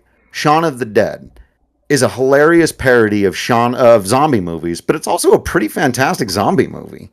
Right. And that's how I feel about Stranger of Paradise. It's basically a parody of Final Fantasy games while also being a pretty fantastic Final Fantasy game. Now, it's a different genre, obviously, and this is a style I'm not used to. I don't play these kinds of games. FromSoft games scare me, and I run away, and the fans have told me to do so I've stayed away. But I played this on like easy mode, and it still kicks my ass a lot of the time, but I'm able to get through it, and I'm able to enjoy it, and I'm able to find myself really, playing with the job system and finding a play style that works for me and getting my way through it. And yeah, so I would say, I haven't finished it yet. I'm right near the end. I would have, but I got stranded in Albuquerque last week. But other than, I have two major criticisms that I think most people know and would recognize it and totally agree with. Right, the inventory system is god awful. It's just awful. It's just terrible, and there's no getting around that. Now, I haven't played other games that are like it. I've read stuff and people are like, it is the same problem that Nier had, but worse. I'm like, well, then they should have figured that out by now, because I don't understand why the inventory system is so bad. It seems like there's a number of ways they could have streamlined that.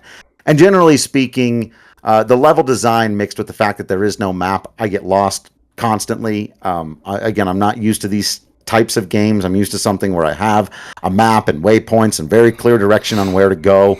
And so I felt like I spent too much time like backtracking in dungeons and not knowing where I was supposed to go next. And then generally speaking, while I liked looking at it, I didn't have the problems you had with the visuals. I just don't like. I was, again, I'm putting in that level of, I'm not expecting AAA production. I view this as a side game, so the same way I don't expect World of, for example, to have that kind of graphical fidelity. I wasn't expecting that of Stranger of Paradise. So for me, it really comes down to level design is pretty bland and boring. Even if I like looking at the worlds, actually navigating them sucks. The inventory is pretty bad. Beyond that, I love it. I'm kind of blown away by how clever it is for something that doesn't come off like it's trying to be clever.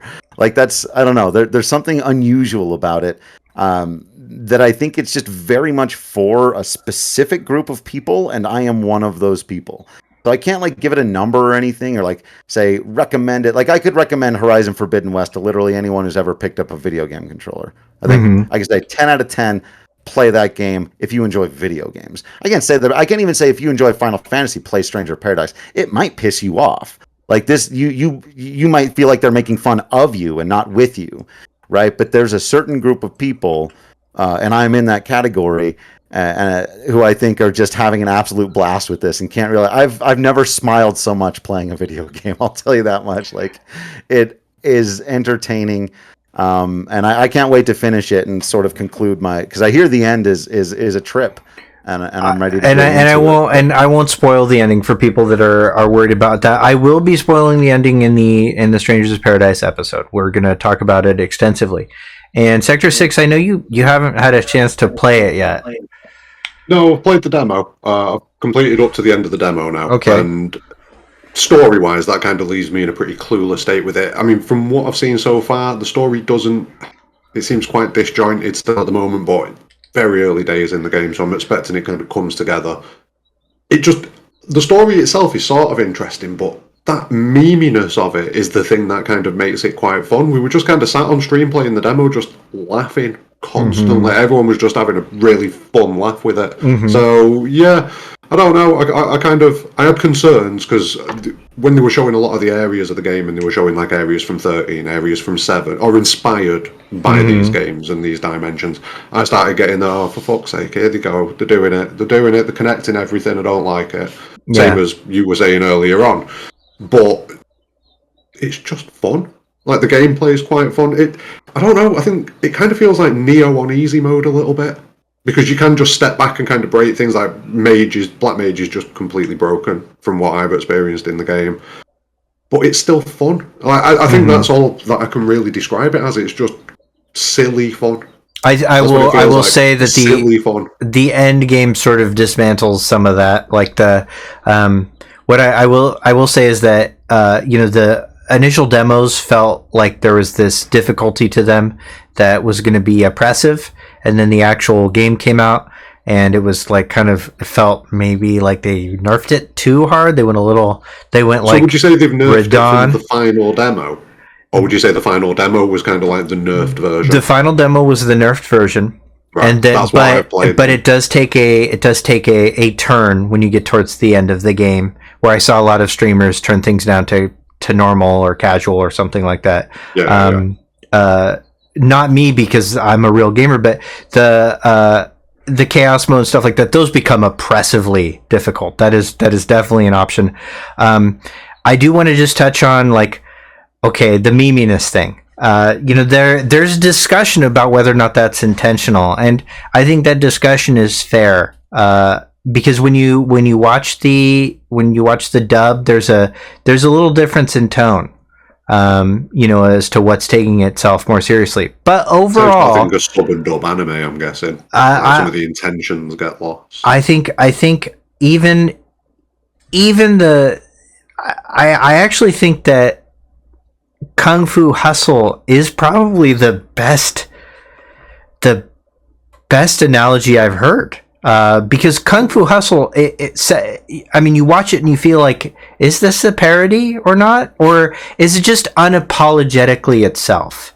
And that's what I think that Kung Fu Hustle is. If you, that guy's just being himself, and this is what that looks like. It's not really a parody of Kung Fu movies. There's a lot of homages to Kung Fu films and old wushu films, but it's him being himself, just like Shaolin Soccer. It's just like, I like this stuff, I'm gonna make the stuff I like, and and it comes across as like the same kind of fun you have when it's this momentary fun, akin to fast food or ice cream. It's not, you're not like, oh, this is enriching my life, after this. Like, in the moment, it's really enjoyable, and sometimes there's consequences down the road, like broken controllers, etc. I literally broke a controller playing Strangers of Paradise. So, there's this. So I think that tone is consistent throughout the Japanese version and the dub. The localization sort of makes it feel a little bit more intentional, that it's got an awareness that it's seen as silly, and the Japanese version makes it, there's an awareness that it's silly, but it doesn't care. It's not capitalizing on its own awareness. It's unapologetically itself, and whether that's good or bad is really, that one's very personal. That one's very personal, and I think that's the perfect space for something like that, is outside of a mainline title, a side title, that kind of thing. So I'm going to go ahead and open it up for audience questions. And so feel free to start tagging us. And in the meantime, What do you guys have coming up? What are you guys doing next? Drew. That's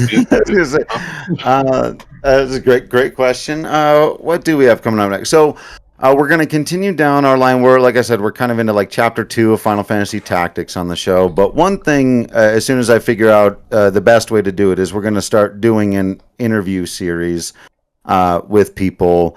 They probably won't be live shows. Again, I kind of like to edit and take a little time and keep things a little more structured. I love stuff like this. I just, as far as what we create. So we're going to start doing, little interview sessions with both fans of and content creators, and hopefully some people, I know a couple of the voice actors from 7 Remake a little bit, some people like that, just people in and around, but just Final Fantasy fans talking Final Fantasy, shorter video, shorter podcasts, I should say, no video stuff. I'm going to start running through some of that. And so, I don't know exactly when that'll be launching, because I was hoping to do it this week, but I mentioned the Albuquerque thing earlier. I'm a week behind on everything right now. But sometime soon, we're going to start doing that. And because, I really like the structure of our show, and people will reach out to us all the time, be like, I'd love to be a guest on your podcast. And it's like, well, our show doesn't really, it's not that we don't want to have guests. We've always wanted to, but the structure of our show, and for a while technology didn't really allow us to do that. And it really is kind of to keep our show going in order. It just has to be sequential. We're down this road already. We can't break the formula that we're on, right? The structure that we have. So we're going to have this other kind of like sister show now where we can interview people that won't interrupt the flow of that. We can do some shorter content. So that'll be a lot of fun. Be on the lookout for that. All right. I will be. Okay. Sector 6, what are you doing in the future? Some stuff. Just chilling. I've been doing, like, on YouTube, I've been kind of focusing in on, like, rather than just kind of looking at a bigger theory, I've kind of been taking one specific character each time, kind of looking at their history in the Final Fantasy VII compilation, and then kind of trying to make some predictions. So I've done like a Rufus video recently, a Vincent one, a Genesis one that I dropped the other day. I'm just going to kind of keep working through that. I'm kind of like re-evaluating a lot of my stances on the franchise in general as I'm replaying the games as well. So like getting all of the Pixel remasters has kind of given me a chance to revisit a lot of them. And that's going to continue not only on the YouTube. I'm going to keep putting review videos up, like re-review videos, something like that, but on Twitch as well. And then just looking to expand what we do on Twitch, what games we play. Need to get one of them quiz nights sorted out again soon. I do remember that they exist and that we did it and it was good. I just need to actually arrange another one, which I'll get to. But that's it. Fair enough. That was fun to do. That was fun to do for sure. It was good. Okay, so we've got some good questions. Real quick, I'll tell you what I'm doing. I've got a SEAL Team 7 episode next week at some undetermined time for Stranger's Paradise. I received a key for the Chrono Cross remaster, and I am considering using it, so I may be streaming that, depending on if somebody figures out how to make the game run good. And then after that, we've got hopefully a real eventful summer. I will be doing some more non-Final Fantasy stuff, and what happens over the next couple of months really will determine what that looks like. But I do expect God of War to be part of that. So, just that.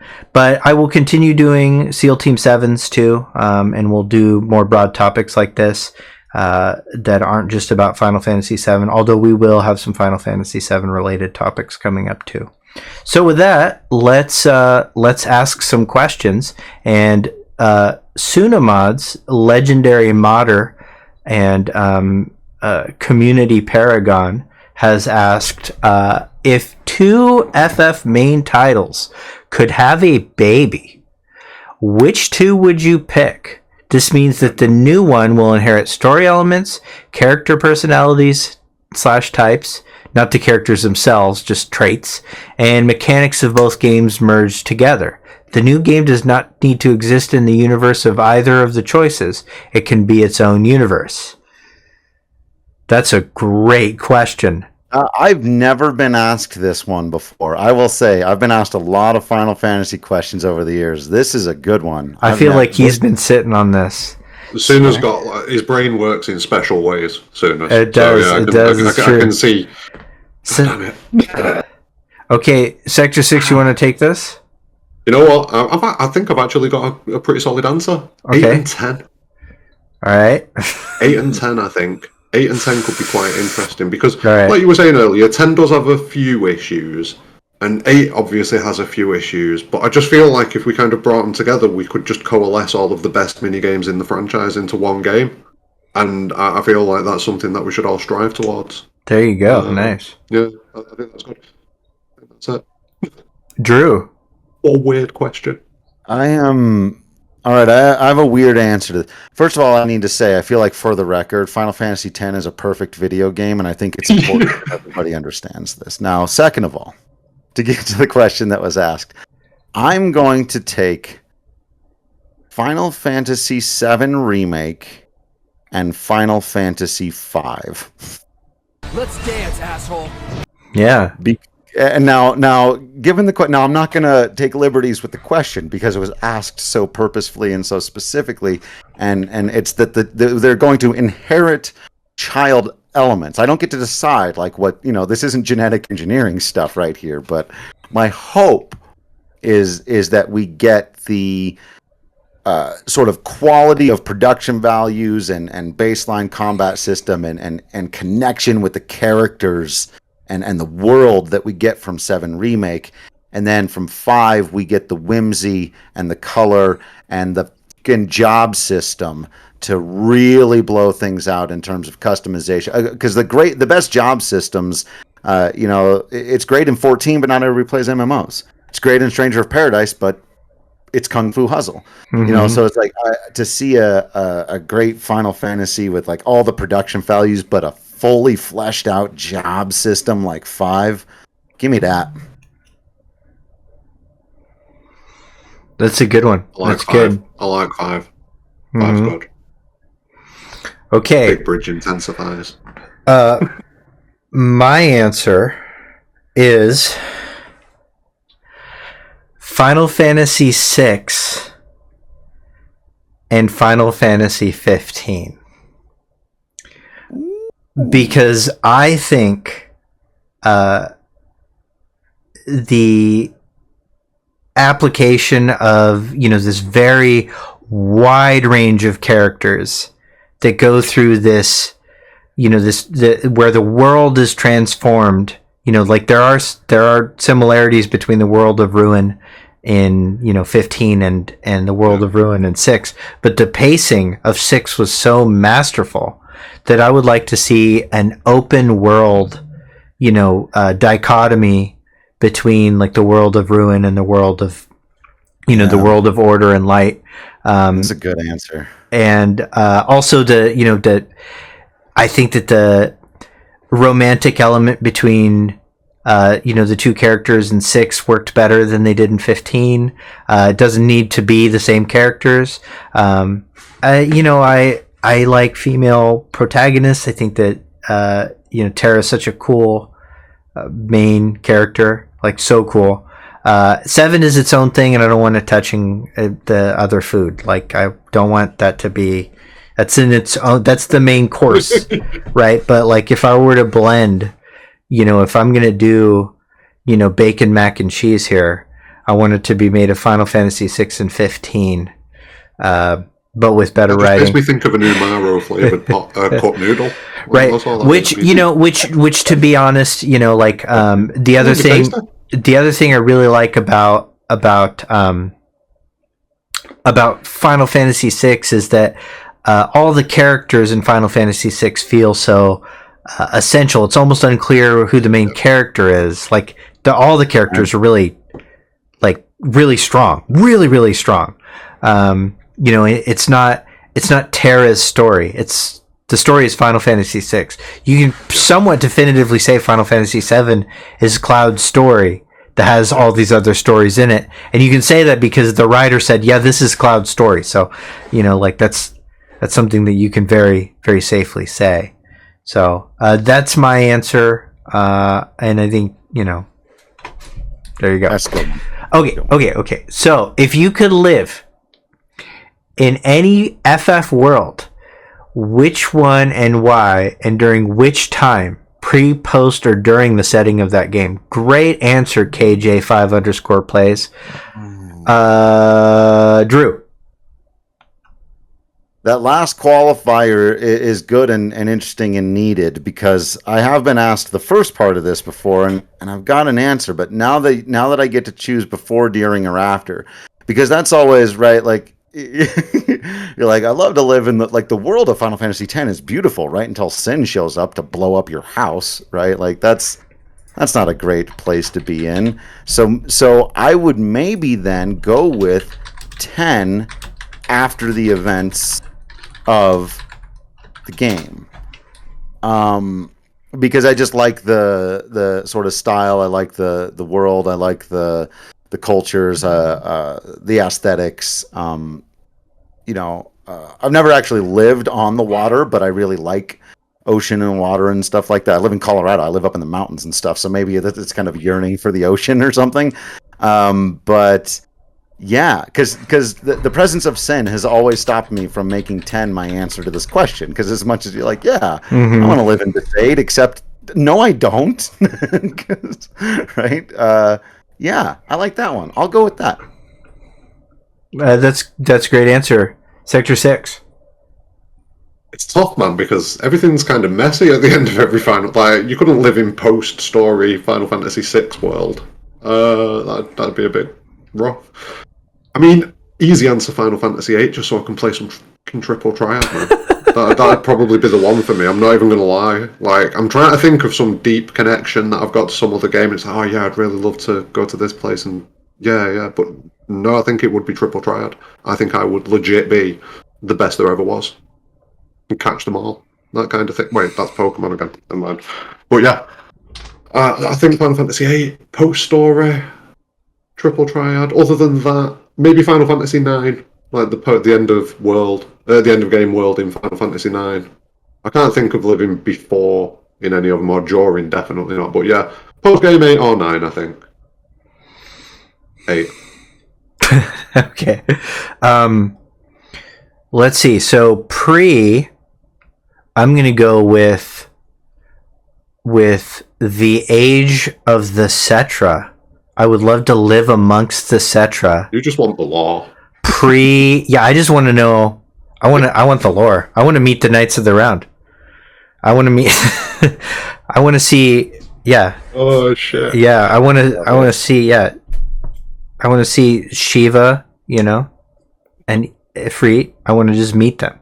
No, I do like. I like. No, in terms of that, I like nature a lot. It's part of my other life is that I really, really, really like the outdoors and nature, and being part of like a culture that's really in tuned with the planet sounds like a dream to me personally. So pre for sure that. I also like showers and technology and convenience. So I feel like post worlds, I think there's actually there's probably several settings in 14, but really the futuristic settings of 13 probably had a lot of convenience, and they were really beautiful worlds, and in the end everything worked out. So like if I wanted to be in a place where everything kind of worked out, I could just be at the end setting of Final Fantasy 13 Lightning Returns, which is France, real world France, everybody. So yeah, my answer is France. Okay, so let's see. Slayer Santiago, thank you for the sub. I have my audio stuff turned off so it doesn't interrupt the guest. So I just saw that. Thank you very much for the Prime sub. And please check Slayer Santiago's content out too. Question for all three: which unmade canceled FF game would you want to see made, and why? Sector 6. realistically, I think there's only one answer to this, isn't there? And it's 13 verses, just to kind of get a glimpse of what could have been potentially with 15. But this is from the perspective of someone who isn't particularly enamoured with 15. So, yeah, I'd probably like to see how 13 verses panned out, if I'm being completely honest. I think that'd be the one. Like, I know there's a few others. I mean, there's not really a massive litany of cancelled Final Fantasy games, to be completely honest, is there? So, yeah. You'd be surprised. Okay, Drew. Chrono Break. That might be the best answer. I'm almost changing my answer to that. Yeah, I know. If I can't pick Chrono Break, I'll take 10-3. Okay, fair enough. And would you like that to be a sequel of 10-2? I mean, you know, I know a lot of people have a lot of kind of feelings about 10-2, and I don't disagree with all of them. That generally speaking, like, I didn't need the ending. I didn't hate it. I'm not one of those people that thinks, oh, it ruined the first. No, it didn't. For my heart is still broken from the end of Final Fantasy X. So no, it didn't. But I mean, I'd be just as fine seeing it be like a prequel, or you know, I think there had been some ideas of that. If it does pick up where 10-2 left off, I don't know quite where there is to go. Just being in that world, I've seen some of the stuff about some of the ideas. I would probably prefer a prequel in that world, but I just want more in the world. I just really enjoy that entire, like I said, it was the place I picked to live, right, and all of those things, and it's might be my favorite, narrative in the franchise. And so for me, it's just like, yeah, I just want more of it. I want more of those people, that world, those characters, those cultures, all of that stuff. Sure. You never know. 10-3 might still happen. You never know. That's true. Yeah. In a couple of years, they go, hey, and I go, eh. Well, so my answer is, I mean, if I really had to choose, like, gun to my head, this is actually a really hard question. I would say Versus 13, just because, I mean, the trailer for Versus 13 was so good. I was buzzing. I saw it before everybody else. I saw it, in a private showing and E3, and I was just like, I came out and everybody around us was like, what did we just watch? This is amazing. This is the best thing ever. And then, like, and then what happened. And so there's a little bit of attachment to the experience of that trailer with the discordant, nature of its release, and, going from Nomura to Tabata, etc. But on the flip side, 10-0 was a canceled concept, and that was a prequel. And what I said about Final Fantasy X being overrated, was centered around this lack of depth to the lore. Like, that the lore was actually shallow when you looked at it. It gave this facade of depth, but it's actually pretty shallow because it relied so heavily on just, this emotional narrative and this connection between characters, which is fine, and it did that well. But I was disappointed that instead of 10-0, which was a opportunity to add a level of depth to this story, they did 10-2, right? So I think 10-0 would give me, had the potential of assuaging this criticism that I had of the 10 universe. So I'm remiss not to say that. Other canceled games, there's been probably a ton of canceled ideas and remakes and remasters and stuff like that. But none of them really stand out. Some of them sounded just bad. There was going to be even more Final Fantasy IV after years, and I'm glad they didn't do that. There was going to be a sequel to Revenant Wings. I'm glad they didn't do that. So those are the only two that I really had any attachment to. So, okay, moving down the list here. Great question, by the way. What else do we got?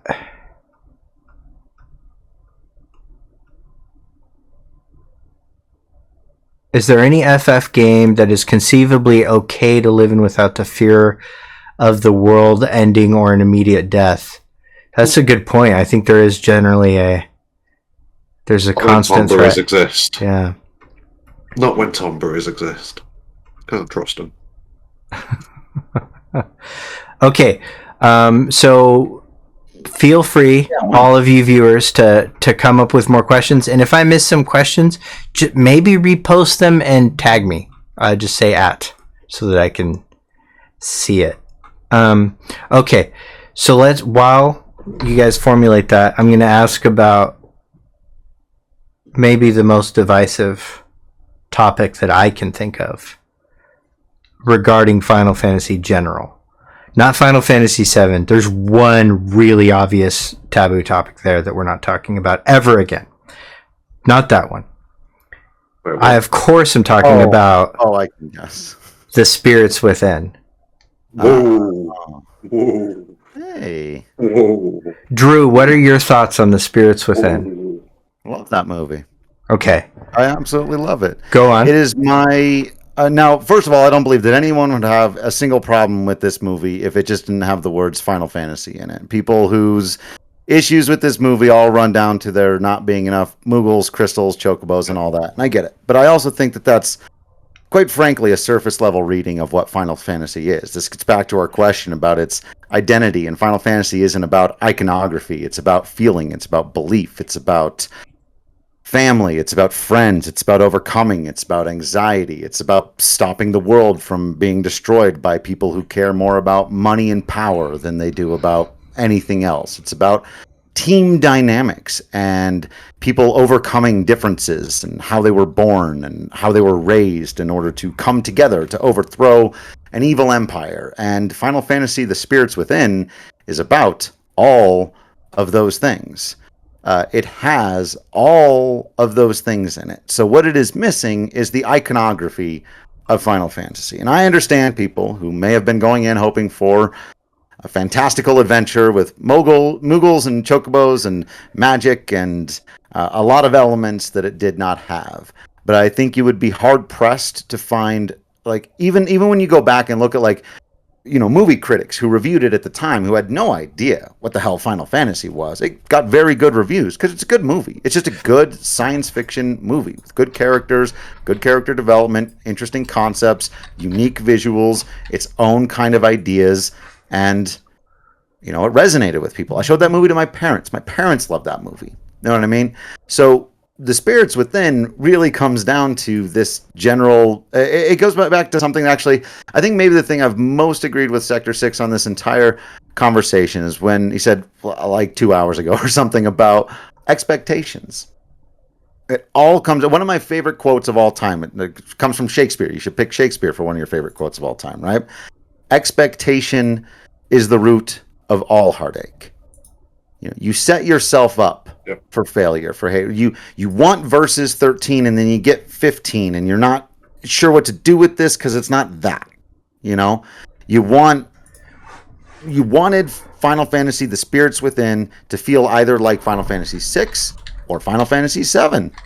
And it doesn't really. And I get the disappointment and I get the disconnect that a lot of people have with that movie. But I've watched it a lot over the years. The more times I watch it, the more I feel like it does feel like those parts of Final Fantasy that aren't steeped in the kind of what I would call even surface level iconography. That its identity, to get back to the very purpose that we're here today, its identity is Final Fantasy. That it gets and understands. And it was, and this is really interesting, that there's an irony here too, that a lot of people point to this movie, but then also the leaving of Hironobu Sakaguchi from Square as the reason why they've lost their identity. But there is not a thing out there that more carries the ethos of Hironobu Sakaguchi than Final Fantasy The Spirits Within, which was also for him a meditation on the loss of his mother, whom he named the main character after. And so, again, I get where a lot of the hesitation on it comes from.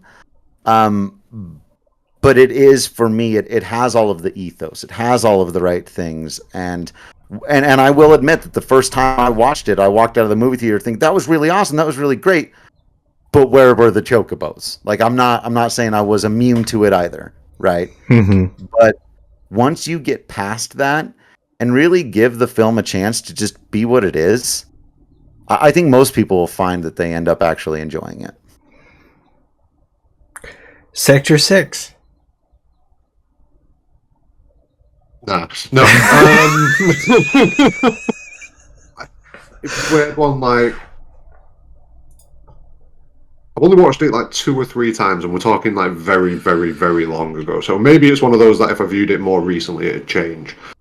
But I just didn't enjoy it. Like, I wasn't particularly expecting like any chocobos or moogles or anything. Like, especially once I saw the setting of the game and kind of what it was going for in the early stages of the movie. Did I just say game?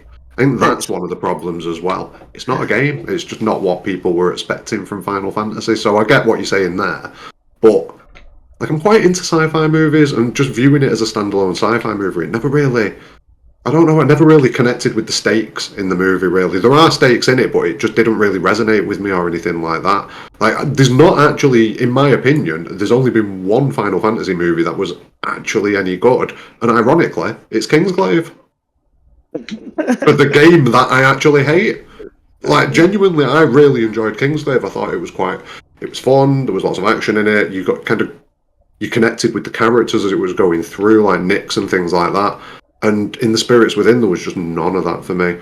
So, but I didn't really go in expecting that much either, to be honest with you.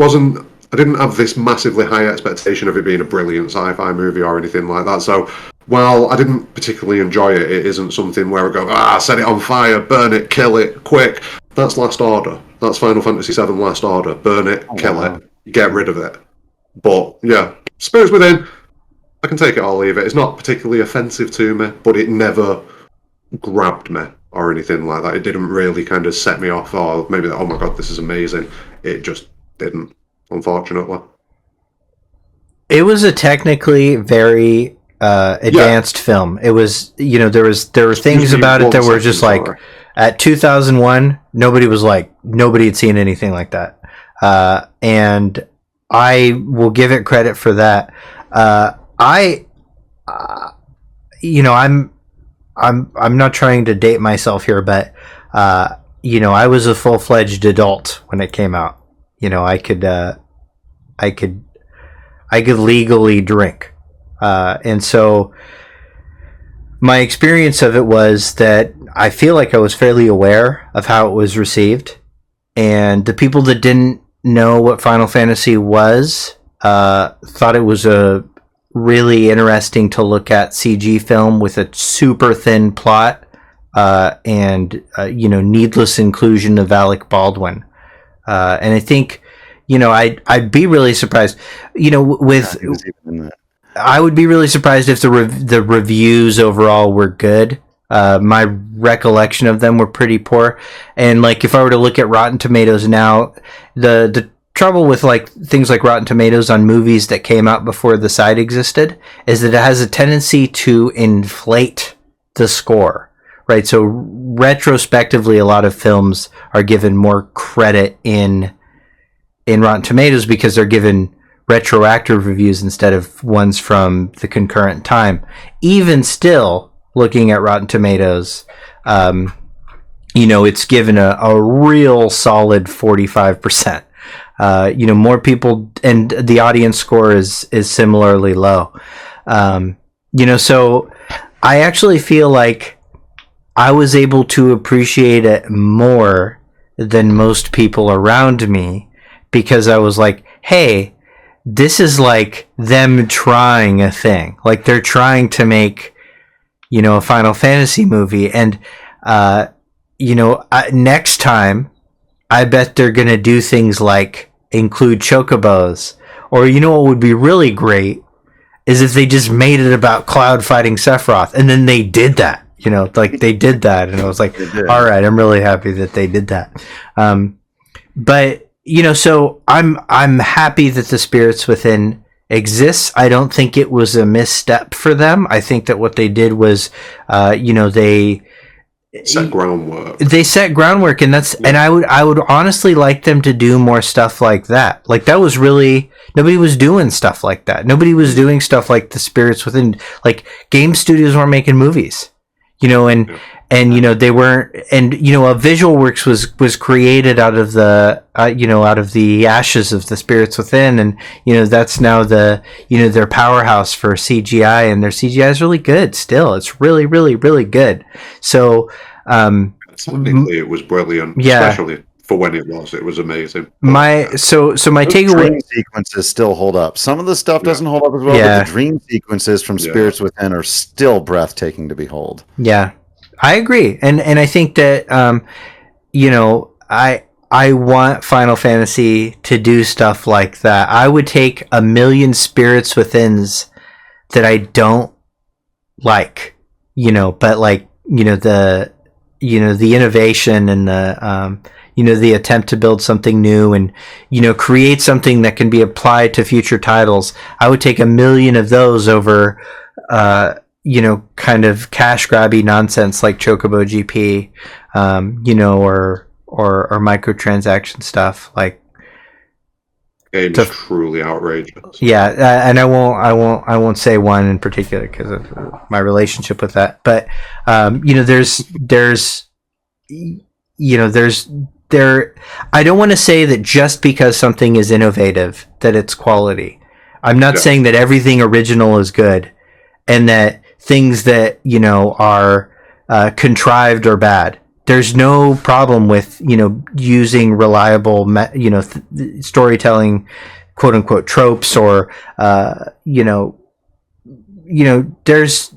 there's a general value to generic things sometimes. I'm not saying otherwise. But if you take two things, one that is innovated and executed well, and one that is not innovated and also executed well, generally I'm going to find the innovative one of more value to me creatively and of more value to the artistic zeitgeist of the world, and appreciate it more on that merit. So I do think that part of what makes Final Fantasy is that it creates new things. And back to Jonah the Man had a really good comment, and I want to talk about it. It was more of a comment, but I don't think the issue we've discussed is one of the Final Fantasy series identity. The issue, I think, is that a lot of games since 10.2 have, for various reasons, failed to make substantial portions of the audience care about the characters or anything they're fighting for. Speaking for myself, 13's opening chapters did such a poor job of introducing me to its world and characters that I quickly lost interest and stopped playing. Thoughts, and I'll go first on this one. I do think that a lot of times what we're really talking about isn't the identity of the series, just whether or not we liked it, and and whether it's good or not, And I will agree that with that particular criticism of 13, I think it did do a poor job of introducing its world and characters, quickly lost interest to stop playing. I agree with that criticism of it. Here's what I will say. I would like to see a game that is less character driven. I think there are good games that don't rely on characters, that just rely on, a transparent connection to the player, that take you through stories, where where it's just events happening. And those are very tough stories to pull off. Very, very tough stories to pull off.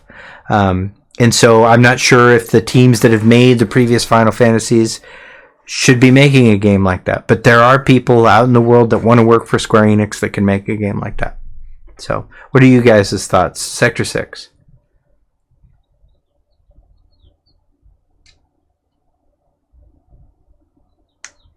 I kind of fall pretty much in line with you, to be honest with you, if I'm being completely honest. I mean, it is possible. It's definitely something that can be done, but like you say, I mean, it's the same as with a lot of things. It's like, look at the approach remakes potentially taking. We don't know which route remake is going to go, but if it does end up going this multiverse or multiple timeline route or anything like that, it's real shaky ground to be on. And yeah, it's definitely a fine balance to pull off, and it's not easily done. And it does concern me a little bit. And with 13, that was definitely the case. Like, at the start of the game, like, there's just zero connection with the characters in 13, for me at least. I definitely agree with that point. Yeah, I kind of feel like it would be possible, but with 13, it just didn't click or anything like that. And it's one of the tougher things to do, I think, when you try to craft a world and you try to craft a story. If you don't have that connection with the characters, it's kind of like you've lost. It's kind of like there's a layer of separation in there, almost, to a certain degree. And yeah, bit rough. Okay, Drew, do you have thoughts on this? Surprise. I disagree with the premise. Yeah. Well, what's funny is, so we recently did one of our interlude episodes was the top 10 intros in Final Fantasy history. And while I mentioned earlier that I did have some disconnect eventually with 13 and with its cast of characters, for me it wasn't at the I was pulled very deeply into that story right at the beginning. I actually really loved the first 5 to 10 hours of it. For me, 13 kind of falls apart in the middle. I think it has a fantastic end. I think it has a fantastic beginning. It really lags for me in the middle. And so, I do think I agree with the general premise that obviously characters have always been very, very important to Final Fantasy. I would say maybe the Ivalice games are the ones that are the most world story driven as opposed to character story driven, where it's really the events, even just from a structure standpoint, where you get more like cutscenes that just take place somewhere else in the world involving characters that aren't ever going to be playable or whatever. I mean, there's just so much going on, and while there's main characters in those games, they're oftentimes reacting to the action as opposed to driving it. And so I think that, I'd love to see him do more of that. I love both of those games. You're right. It takes a very skilled storyteller to do that. And I'm blanking on his name right now. Yasumi Matsuno. Yeah. Who does those games is, an extraordinary storyteller who can keep a whole lot of things kind of flowing in the same direction. So, I'd love to see him do something like that, or the other way again. I'm very curious with this 16 thing, where we've really, is it? And while I'm more than okay with them doing the more individual, like 15 is Noctis's story. It just is, and it's supposed to be. And that's why we don't get a lot of those, people call them missing scenes or whatever. For me, it was just like, well, no, that's not what we're doing right now. This is very clearly Noctis's story. But I get, again, why the expectation in Final Fantasy is it's a cast of characters. We should learn about everything that's going on with everybody, and we should be following everyone's sort of character arc, right? Very Final Fantasy VI of us to want that. Because it's so fucking satisfying in Final Fantasy VI that they gave us not all 14 characters, the Sasquatch and but 12 of them. Go-Go and Amaro are not, and I love Go-Go, but it's not like, but they 11, 12 characters, arcs, and personalities, beginnings, middles, ends, and satisfying conclusions. Think about how terrible the end of Game of Thrones was, right? And I'll even defend certain parts of, sorry about that, right? But like, I didn't even really hate it going into like really the last couple of episodes. And one of the things I always felt like, man, it's so difficult to wrap up stories that are this big, that have this many characters, are going in all these directions. So I try to be charitable of writers or whatever. But then I just look at Final Fantasy VI and I go, well, it's doable, I know it's doable. And so I'd love to see more of that. A big cast of characters that feels a lot like Tactics or Six or Game of Thrones, but then lands the ending, because I think that's another thing that almost everyone would agree about Final Fantasy. Love them, hate them. I don't know, maybe Sector 6, I don't know how you feel about the end of Final Fantasy 15, but I think they tend to nail the end. Probably the best part of the game for me. Right. Just because you get that kind of conclusion, and you see the relationships that you've kind of been forging throughout the game kind of come to fruition. So yeah, but at the same time, one of the most disappointing points of the game, because I really want to go and explore the world of Ruin.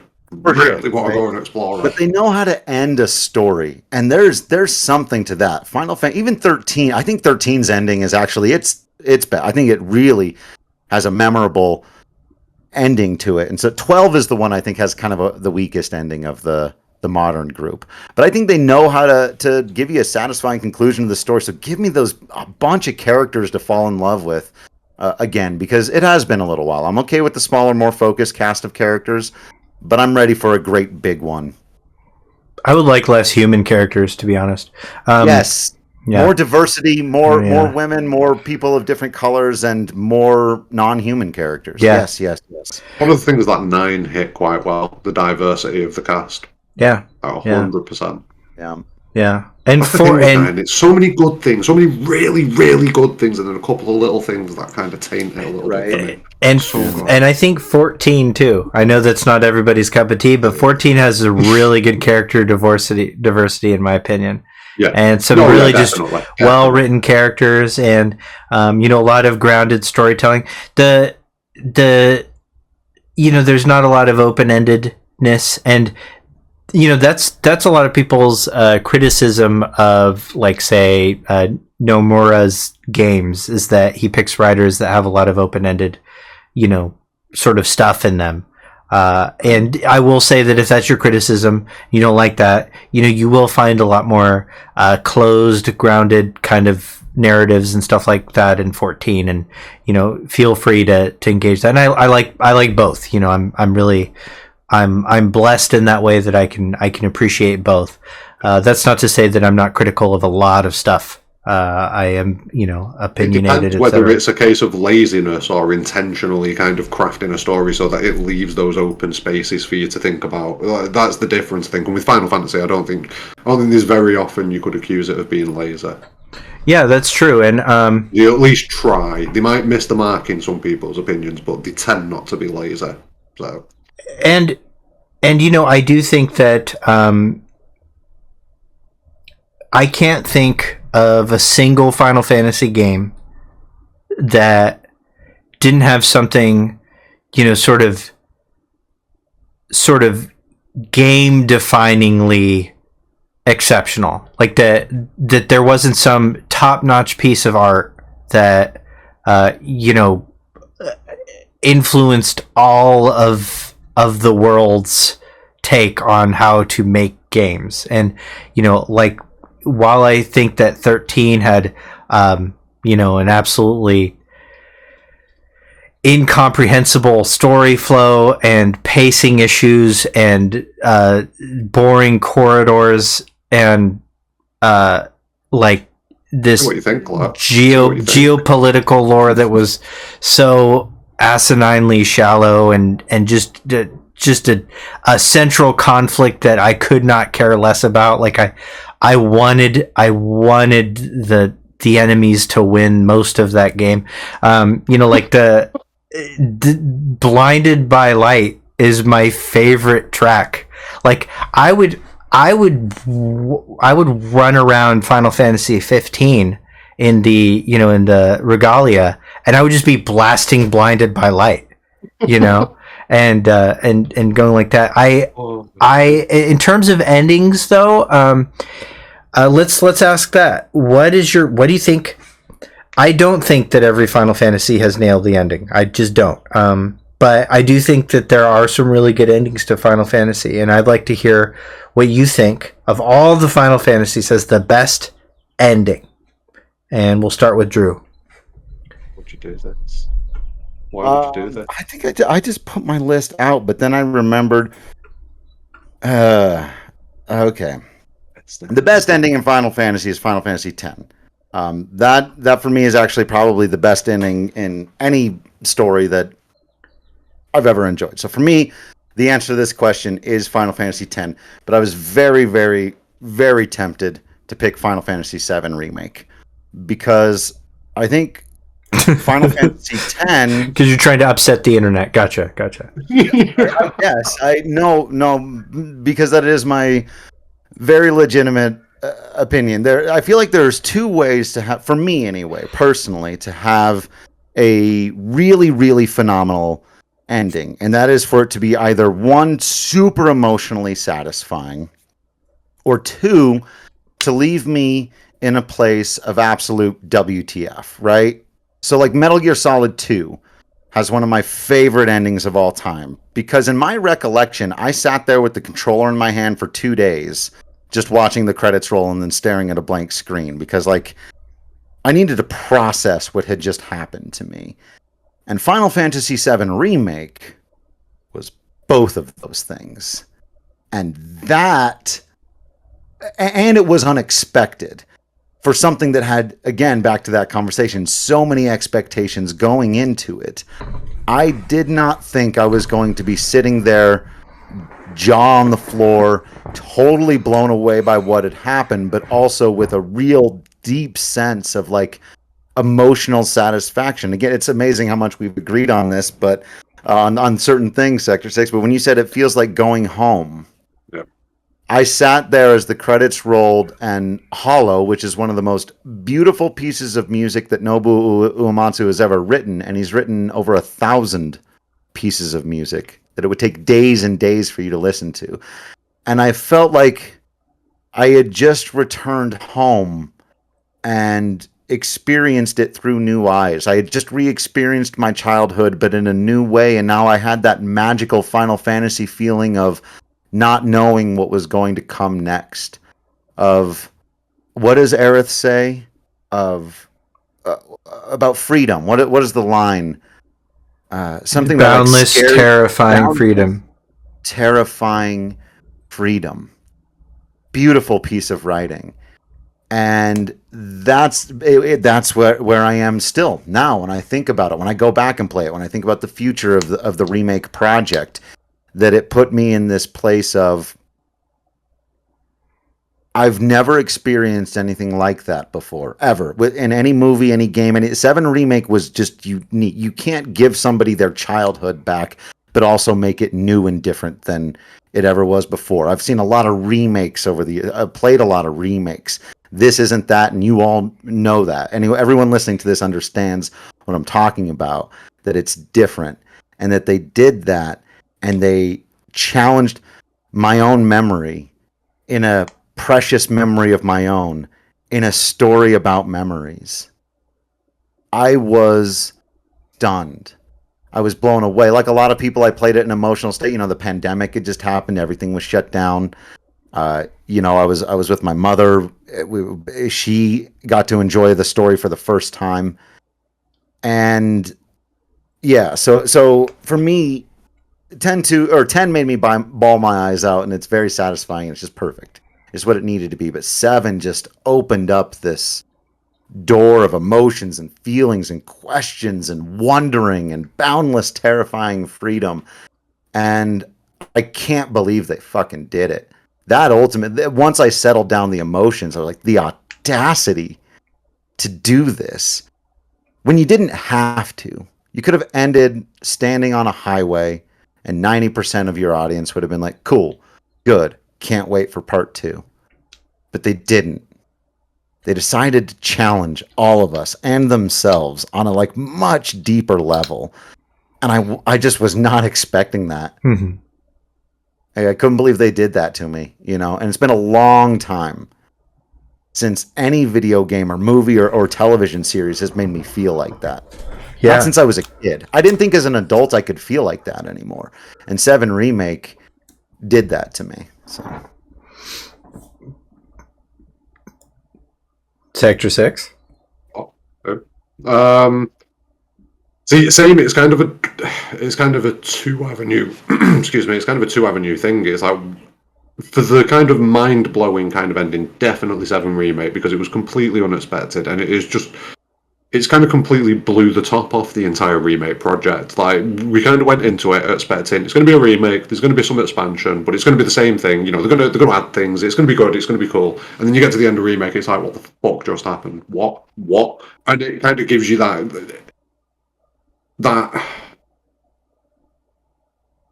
It kind of opens it all up again. You know what I mean? There's more to come. There's more to look for. There's things to think about. There's things we can try and figure out.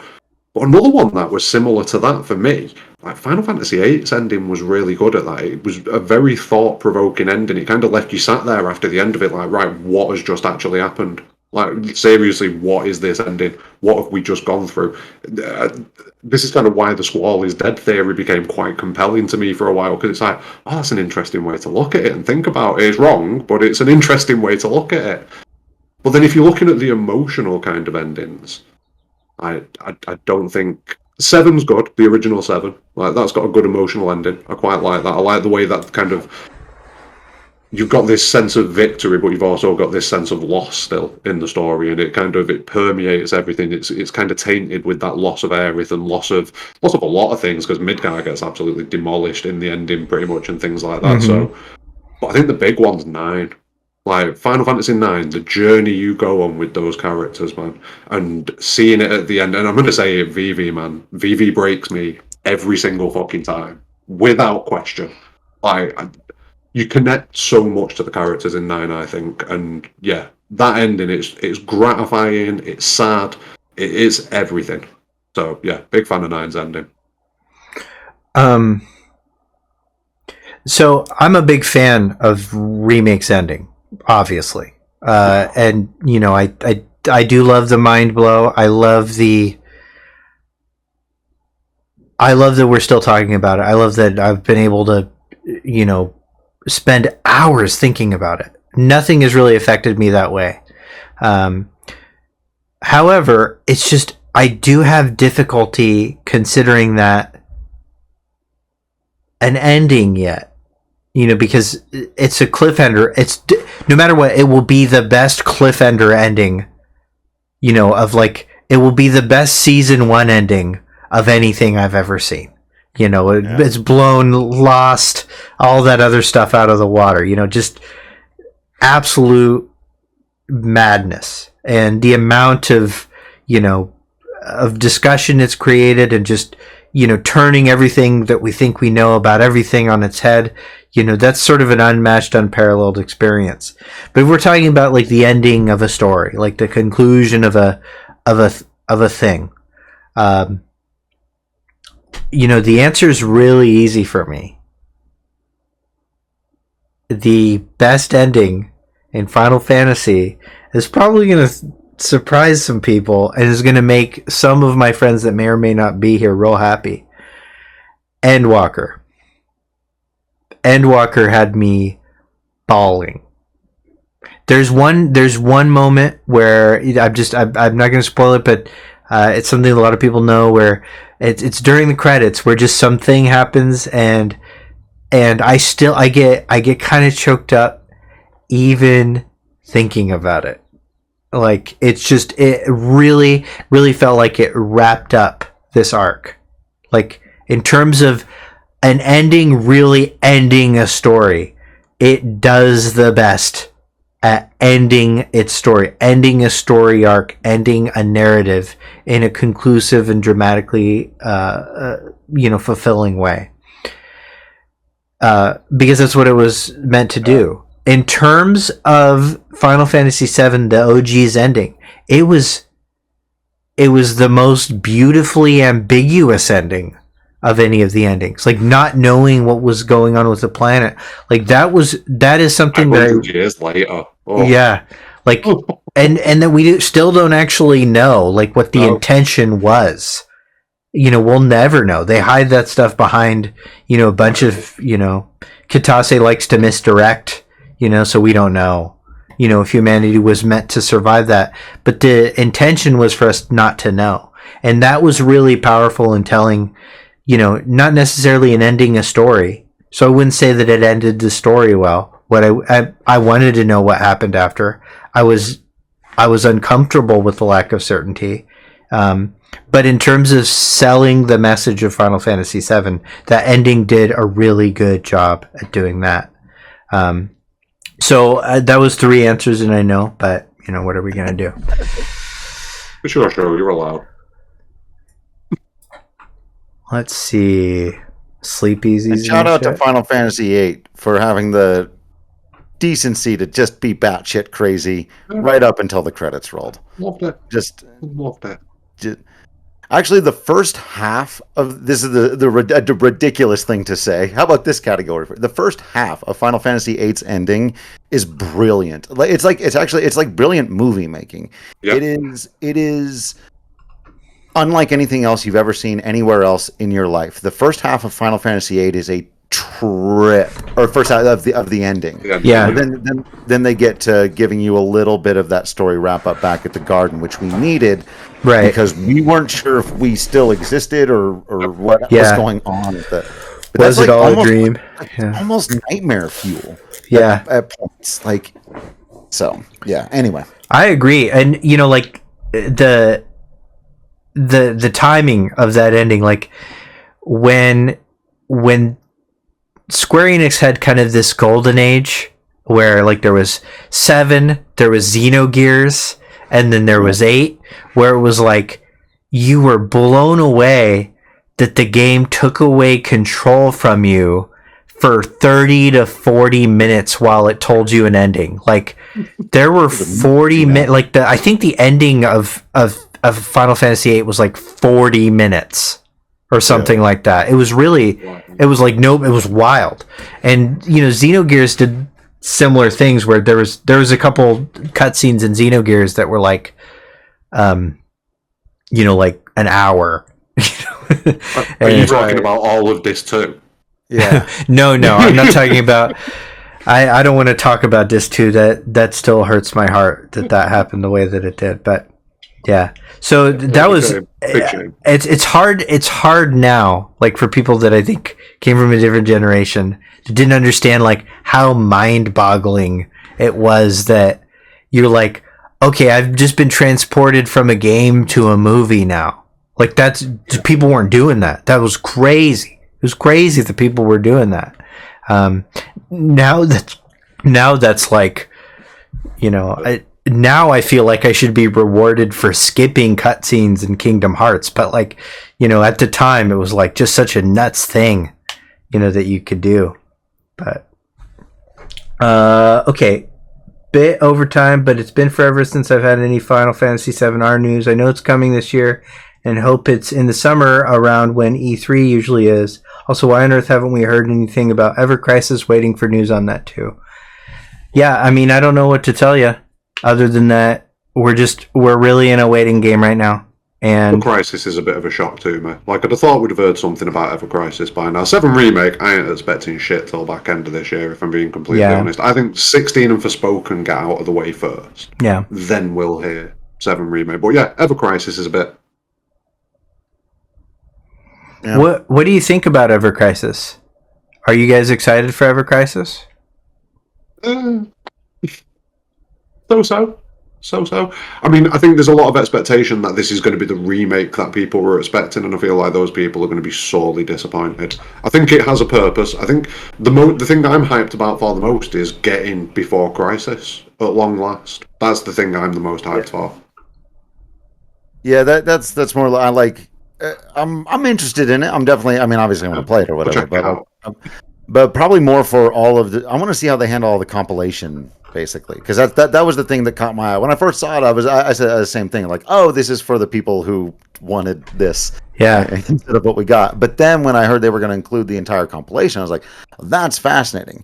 Is there going to be a playable version of The Last Order? Right? Is there going to be is there going to be a play, because that's part of the compilation. It's there. You mentioned before Crisis. Advent Children. Yeah, Advent Children. Or a playable version of Advent Children. Even if you didn't love that movie, you got to admit, sounds intriguing. What does that even look like? I'm curious. So those are that's why I'm excited about it more than anything, is how they work the compilation into it. And how much streamlining there is. Because one of the most interesting things about Final Fantasy VII is how messy it is. there's like 7 different versions of the Nibelheim incident, and none of them are exactly the same. And I actually think that that's brilliant. I think that that's a comment on the theme of that they're talking about, which is the imperfection of memory and the manipulation of memory. So I think, if their goal is to make like just one canon version of events, some people are going to like that better, and it's going to be interesting. And I think that'll maybe help people with Remake understand what they are changing, because they're clearly changing some things. And so if Ever Crisis represents baseline and Remake represents the changed universe, I think that's really interesting. But I still don't think there's ever going to be one canon version of the Nibelheim incident. It depends on whose story you're telling. Are you telling Cloud's story? Are you telling Zack's story? Are you telling the Turk's story? Are you telling Sephiroth's story? Because they all experienced it differently and they all remember it differently. So what I about don't Genesis' story? Sure. Also, I'll pay immediately. Look, I'm not trying to start. I'm okay if I do. I'm just not trying. But that's, Genesis one hurts so much. It just no. I'm not even talking about it. Sorry, carry on. Okay. Well, no, Ever Crisis, yeah. I do think there is a chance. It'll be interesting to see if there is streamlining that's done with Ever Crisis. It'll be interesting to see what the maintain focus on, because that'll definitely be an indicator of where Remake could potentially be going if there is streamlining. It's possible that they get it all in there. You never know. I still am of the mind that that Ever Crisis is not going to assuage the people that think that this is the remake they wanted. I don't think that's what this is going to be. I think this is going to be, more along the lines of what Remake is doing, which is, sort of the grand unified theory of the compilation. What does it all look like when it really comes together? How does it come together? What's clear about it? I have a little bit. Yeah, I don't think that I think I'm not sure this is the multiverse that everybody thinks it is, or that a lot of people think it is. But you can hear my theories on my stream about that, or watch Sleepy's videos, etc. if you want to know kind of where I'm at. But my concern with Ever Crisis is, I'm just going to be honest. I felt a little bit of, moral conflict over sort of some of the behavior that's been associated with games with microtransactions from Square in particular in the last year. To say that they're carnivorous is, they're carnivorous compared to their competitors, and I really wish they'd stop that. I understand they need money. I'm not saying that they shouldn't operate as a business, but there's a better way. And as somebody that's like very, like, I understand, I play a lot of mobile games. I'm not saying microtransactions are inherently bad.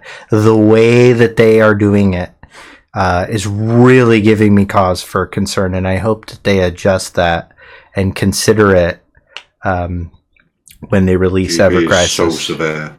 Like a full price game, and then with a season pass built into it that you have, it's quite painful, that one. Right. Well, I think we're kind of getting to the end of this here, and I really appreciate both of you's time. This ended up being a really good conversation, one of my favorites. And I like everything that was said by everybody, and that's rare here. Usually, and I'm not going to name names because some of them are in the chat. I'm just sitting here going, man, what a waste of my life. But this time, guys, it was 100% good. No, I'm just kidding. But this was a great chat. So why don't I get your closing thoughts here? Drew, do you have any closing thoughts for the audience and for everybody? I'm not off the top of my head. I guess this was a lot of fun. I appreciate you having me. I always like talking Final Fantasy. I obviously enjoy it. I get into it.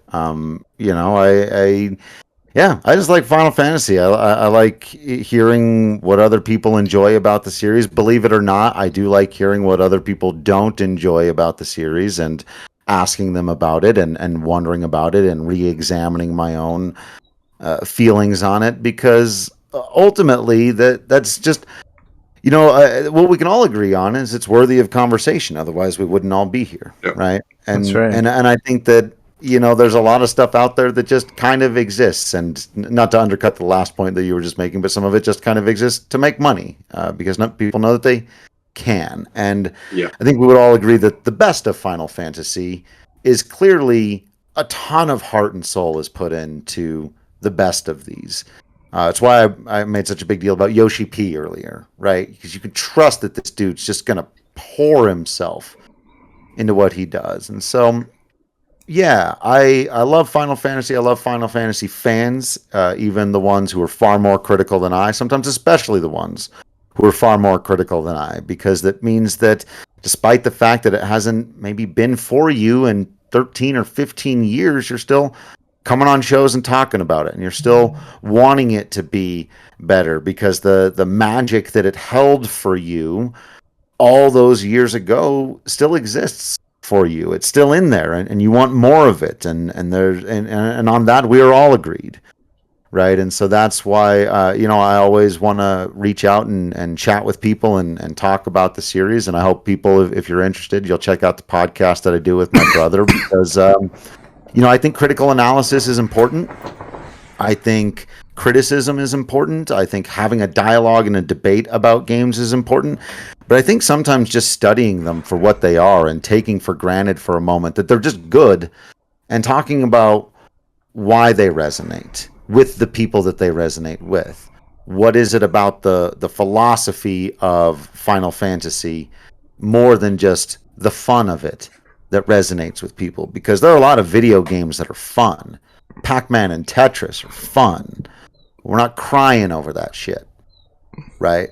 There's something else going on here in this franchise, and I really love reaching for that and trying to figure out what it is, and I love doing it with people with a myriad of different perspectives, because every different perspective is going to have a different way that it reaches them. And Final Fantasy is very personal for a lot of people, I think, too. And that's why there are so many different opinions and so many passionate opinions, because it's very personal to a lot of us. It's in one way or another, it is ours, right? It belongs to us. Some of us, like for me, since I was 5 years old. So that was my way of saying thank you for having me. Thank you for being here. Really appreciate it. It's been a long time coming. It really has. Yeah. Sector 6, mate. First things first, Tetris has made me cry on numerous occasions, I will have you know. But no, yeah, I mean, it's a very personal thing. Like, what games which games in the franchise you're into, which ones you love more, things like that. And yeah, as far as the future goes, I'm definitely on board for it. I'm going to see what comes. Like, I do definitely yearn for the Final Fantasy of the old days, but that doesn't mean I'm going to write off whatever Final Fantasy could become in the future. It's just, there's definitely been some teething problems over the last few years for me. There's definitely been issues. And if Final Fantasy VII Remake, they've kind of hit a good balance, and hopefully going forwards they continue to do that. But yeah, Triple Triad's the best minigame in the franchise. What else did we talk about? Can't remember. It's all gone. But yeah, Triple Triad. Make a minigame. Something like that. I don't know. But yeah, Standalone game. Triad standalone. Just a standalone collection of Final Fantasy minigames. I reckon that'd do banger numbers. That actually would. Yeah. That'd do silly numbers. I would agree. Did it not actually exist at one point and you didn't even know about it? There was a mobile Triple Triad as a part of the Crystal Companion app, and I played it a lot. And it just never. Was that the one that was in a HTML browser that was just slow and a bit janky and things like that? You got it, man. You got it, man. They can put some shine on it, man. They can put some effort into it. Give it some love. That's true. They could. Well, with that, guys, thank you so much for being here. My thoughts are that I'm I'm gonna continue making content about Final Fantasy until I can't anymore, whatever that looks like. And you know, Final Fantasy is this thing in my life that is really hard to explain to other people, and that's part of the magic of it. Is that it's so hard to define what Final Fantasy is part of what I like about it. And I think there's a value to something that seeps into parts of your lives that you don't even have words or descriptors for. And that's what Final Fantasy is to me. So I'm excited to see where the future goes, and I'm never going to stop looking. I'm never going to stop being critical where I think it's valuable, and praise where I think the praise is due. Because it's, even though I'm one tiny little voice in a sea of voices, I do think it all matters, when you're talking about art. So I'm going to continue to do that. For the people in the audience that have asked great questions, for the people that continually support me, for my boy Sleep Easy, who, we got to do more stuff together soon. I miss you all. It's really great to be back on an episode of SEAL Team 7. I have really missed doing these. These are my favorite things to do, and it's good to return, on what I think is a real high and important note, and that is, what is Final Fantasy? And I don't think we answered to that today, because I don't think it can be answered. Yeah, it's very subjective. Yeah, I don't think it can be answered, and that's a beautiful thing, not a bad thing. So with that, I'm going to say goodbye to you all. Thank you again, and you guys all have a pleasant rest of your day. Enjoy whatever comes for Kingdom Hearts. Goodbye. Sub to Baby Sale. Sub to Baby Sale. Oh yeah, sub to everybody. Bye, guys.